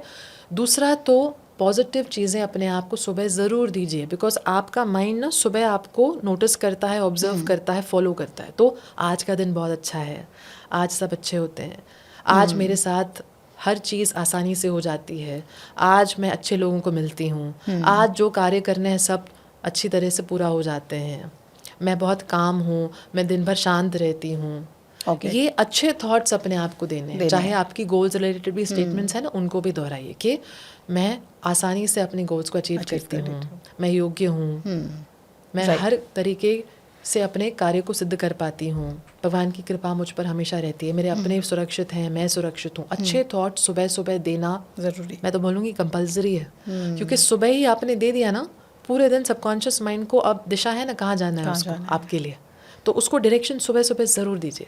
ब्यूटीफुल। एंड करागे वस्ते Lakshmi works really like magic. मैं डेली करती हूँ अबंडेंस के लिए भी, आपके मैनिफेस्टेशन के पावर बढ़ाने के लिए, तीनों पावर्स आपको दे देते हैं, लक्ष्मी, सरस्वती। एंड मैं गौरी के साथ 2 वर्जन होते हैं ना मैम इसके, so I practise the Gauri version. Very nice, yeah so you can also do that. Yes बिल्कुल।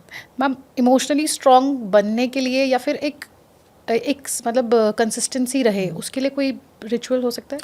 देखिए मैं बोलूँगी 2 चीज़ें हैं। एक तो इमोशनली स्ट्रांग बनने के लिए एक्सेप्टेंस प्रैक्टिस कीजिए। It is okay if somebody doesn't agree with you, I don't have to expect कि सब कुछ मेरे हिसाब से जाएगा। उस सिचुएशन में मैं अपना बेस्ट दूँ, इट इज़ ओके। तो अपने आप को याद दिलाइए इस सिचुएशन में मुझे अपना बेस्ट देना है। हर कोई मेरे से अग्री करे ज़रूरी नहीं है, तो क्यों ना मैं अपने आप के अंदर क्लैरिटी रखूं कि मुझे क्या चाहिए। अपने एनर्जी पे फोकस करो, अपने गोल्स पे फोकस करो। Number 1, learn to accept things will not be perfect. हमारे शास्त्र भी ना परफेक्ट मोमेंट्स या सिचुएशंस की बात नहीं करते, प्रेजेंस की बात करते, यानी प्रेजेंट रहो आप। तो इस सिचुएशन में मैं अपना बेस्ट दूं, आज मैं रहूं, वो प्रैक्टिस करेंगे तो इमोशनली स्ट्रांग बन जाएंगे। दूसरा तो अपने आप को ज़्यादा से ज़्यादा प्यार देना।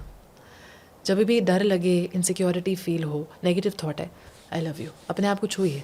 ये आपका जो हार्ट चक्रा का एरिया है, उसको छूइए, आई लव यू, सब ठीक है, भगवान की कृपा से सब अच्छा होगा। इससे जुड़ेंगे ना तो आप अपनी टच जब फील करते हैं, आपका सबकॉन्शियस माइंड भी उसको फील करता है। तो ये करेंगे तो इमोशंस रेगुलेटेड रहेंगे और आप स्ट्रांग बने रहेंगे। Lovely. Okay ma'am, self love question decide करता है कि हमें क्या रिसीव होने वाला है, so any quick fix for that? Self love के लिए एक स्टेटमेंट लिख सकते, अगर आपको लगता है आपकी सेल्फ लव की मात्रा कम है, मैं खुद को पूरी तरह से एक्सेप्ट, वैल्यू और प्यार करती हूँ। इसको अपनी एफर्मेशन लिस्ट में डालिए, इसको जर्नलिंग कीजिए रोज़ 5 मिनट के लिए स्टेटमेंट को लिखिए।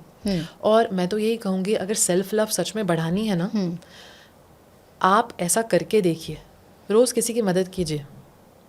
चाहे किसी के लिए प्रार्थना करो, किसी को ब्लेस करो, किसी को अगर खाना चाहिए, आप रास्ते पे निकलते ना, बिस्किट के पैकेट्स अपने साथ रखो, सेल्फ लव देते रहो, पे काम होगा। क्योंकि जितना आप दूसरे को देते हैं ना, उतना आप खुद को वैल्यू करने लगते हैं, अपनी लाइफ को वैल्यू करने लगते हैं, आपकी सेल्फ लव की मात्रा बढ़ जाएगी। बिकॉज आप जीवन को इतना वैल्यू करेंगे ना, आप वैल्यू करेंगे, ये मुझे बॉडी मिली गिफ्ट है, ये मुझे अंदर जो मेरे इंटेलिजेंस है गिफ्ट है, मैं जो कर सकती हूँ वो गिफ्ट है। वाओ। तो आपको सच में एक्सपीरियंस करना है ना, देना सीखिए। खुद की रिस्पेक्ट बढ़ेगी अपनी नज़र में, आपके लिए जीवन की रिस्पेक्ट बढ़ेगी, खुद की बॉडी की रिस्पेक्ट बढ़ेगी, खुद की कैपेबिलिटीज़ की, टैलेंट्स की गिफ्ट बढ़ेगी। Right, lovely. ये दोनों चीज़ें बहुत इंपॉर्टेंट हैं। ओके मैम, फोमो बहुत कॉमनली लोग एक्सपीरियंस कर रहे हैं, फीलिंग ऑफ मिसिंग आउट, तो इस पे कैसे काम कर सकते हैं? Divine timing. कभी भी डिवाइन टाइमिंग ना गलत नहीं जाता। तो अगर मैं विश्वास करूं कि सही चीज़ मेरे साथ सही समय पर होगी, तो फिर मैं आज मैं निराशा के साथ नहीं बैठूंगी, मैं सोचूंगी नहीं सही समय पे हो जाए। एक्चुअली देखा जाए तो अगर टाइमिंग सही हुआ ना, तो अच्छी चीज़ भी और बेटर हमें वो लाभ दे सकती है। That means don't try to push too much. Okay, आप अपना बेस्ट दे के आउटकम भगवान पे छोड़ दो। तो ये जो फियर ऑफ मिसिंग आउट है, डिवाइन टाइमिंग पर ट्रस्ट करके होगा। तो एक एफर्मेशन, मैं डिवाइन टाइमिंग पर पूरी तरह से ट्रस्ट करती हूँ। मेरे साथ सही समय पर सही चीज़ होती है। इसको सुबह बोल दिया, रात को बोल दिया, जब भी ऐसे फियर फील हो रहा है ना, भगवान मैं जानती हूँ तुम्हारी कृपा से सही समय पर सही चीज़ होगी मेरे साथ। ये बोलिए ज़्यादा से ज़्यादा, इसको भी सरेंडर का हिस्सा मानते हैं हम। ओके, प्रैक्टिस कीजिए। प्रैक्टिकली कैसे प्रैक्टिस करेंगे? वर्ड्स के द्वारा उसको प्रैक्टिस कीजिए। ओके मैम, क्लोजर नहीं मिला इसलिए मैं उसको माफ़ नहीं कर पाई, मुझे समझ नहीं आया कि हुआ क्या था, क्यों हुआ, इस पे कैसे काम किया जा सकता है? इतना समझ लीजिए कि हर बार ज़रूरी नहीं है कि सामने वाले से आपको कुछ पता चले। इम्पॉर्टेंट ये है कि आप समझें मेरा पास्ट है, मैं क्लीन करूं। हाँ, अगर आपने कम्युनिकेट करने की कोशिश की, सामने वाले ने रिस्पॉन्ड नहीं किया, अब भगवान पे छोड़ो ना, लीव इट ऑन गॉड। ये सोचिए कि शायद इसमें भी एक कार्मिक लेसन है, मुझे सीखना है, समझना है। तो क्यों ना मैं अपने ऊपर, तो मैं भगवान से क्यों ना पूछूं, भगवान इसमें क्या सीख है मेरे लिए, ऐसी कौन सी लेसन है जो मैंने अभी तक नहीं सीखी, तुम मुझे बताओ।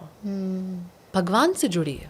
भगवान को रात को सोने के पहले ये जो आपकी फीलिंग है ना, कंफ्यूजन है आपके अंदर, जो स्ट्रेस है, एंग्जाइटी है, जो फियर, सरेंडर करो।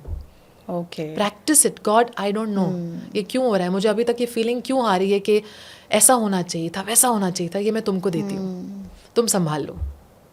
ओके, इसमें लेसन क्या है मेरे लिए, प्लीज मुझे बताओ। ह्यूमन से एक्सपेक्ट मत करिए। हाँ, हर सिचुएशन में ना एक लेसन है जो हमें सीखना है। वो लेसन क्या है आप समझ सकते हैं सबकॉन्शियस माइंड से जुड़ के, भगवान को सरेंडर करके।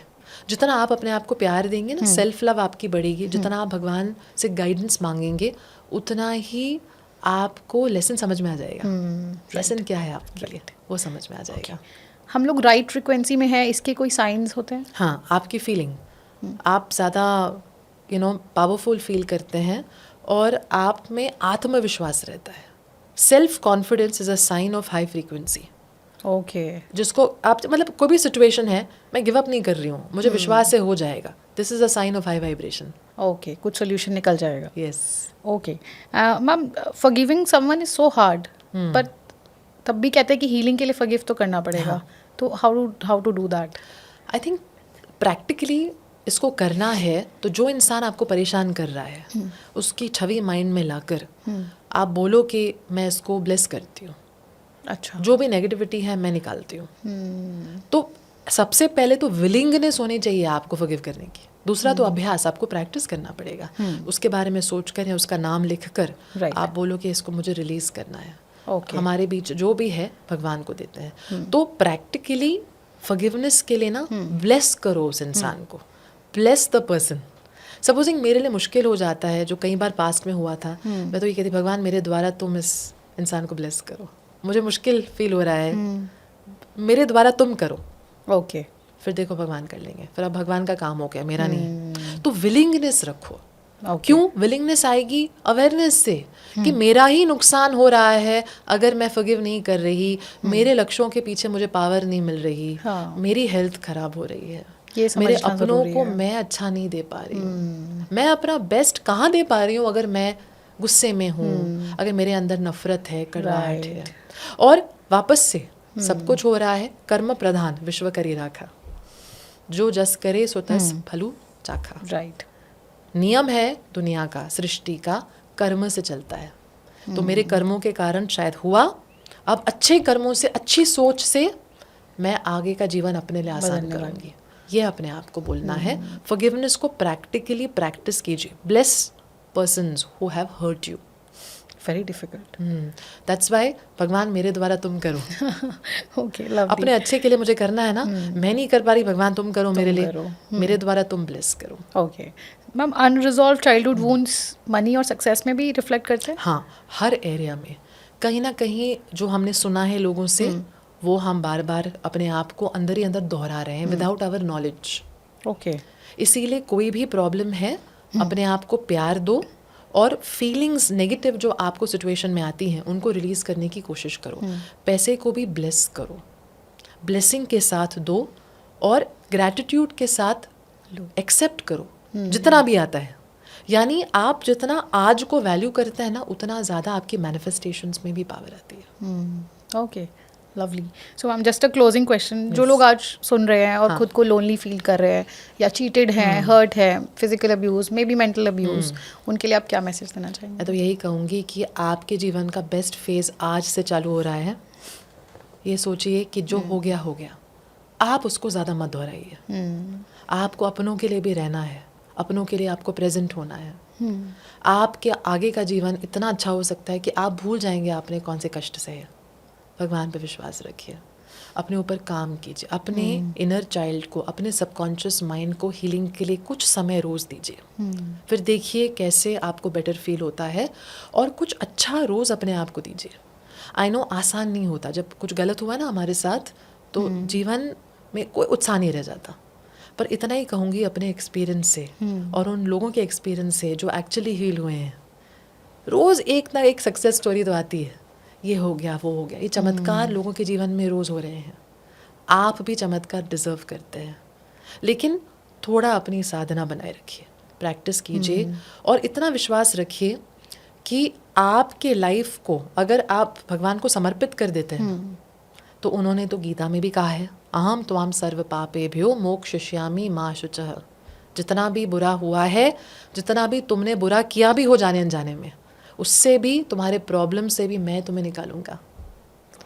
लेकिन तुम सरेंडर तो करो, भगवान पर निर्भर हो जाओ। हम दूसरों पे इतना निर्भर होते हैं, इतना समझ लेंगे कि जितना अपना भगवान हमारा है ना उतना कोई नहीं है। इसलिए मुश्किल घड़ी में सबसे पहले तो सबसे अंदर आवाज़ निकलती है, भगवान तुम संभालो, गॉड प्लीज हेल्प।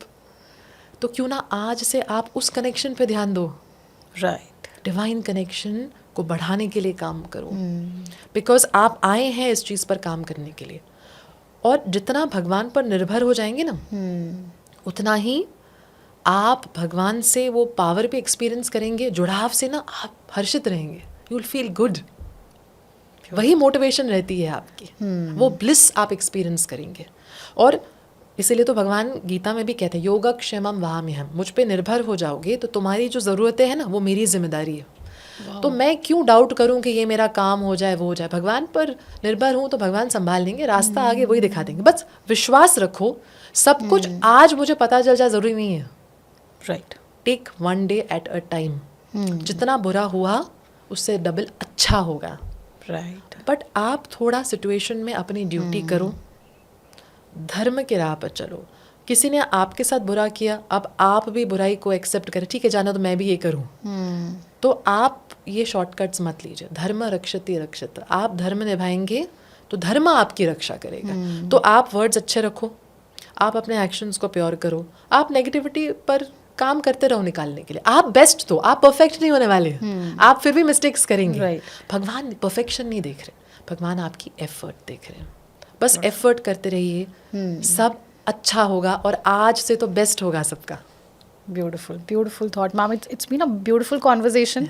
जैसे मुझे एक रियलाइजेशन हुई कि मेरा चाइल्डहुड बहुत अमेजिंग रहा है, it's been the best, fun, आज़ादी, सब कुछ।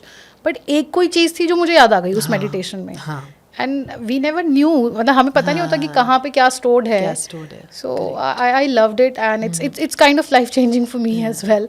आप भी बताइए आपको कैसा लगा। Thank you so much ma'am. Thank you Priyanka, thank you for having me. Namaste. Namaste. आपने इस कॉन्वर्जेशन को यहाँ तक सुना है तो मुझे पूरी उम्मीद है कि आपको कुछ ना कुछ ज़रूर पसंद आया होगा, आपकी मदद किसी ना किसी तरीके से ये कंटेंट कर पाया होगा।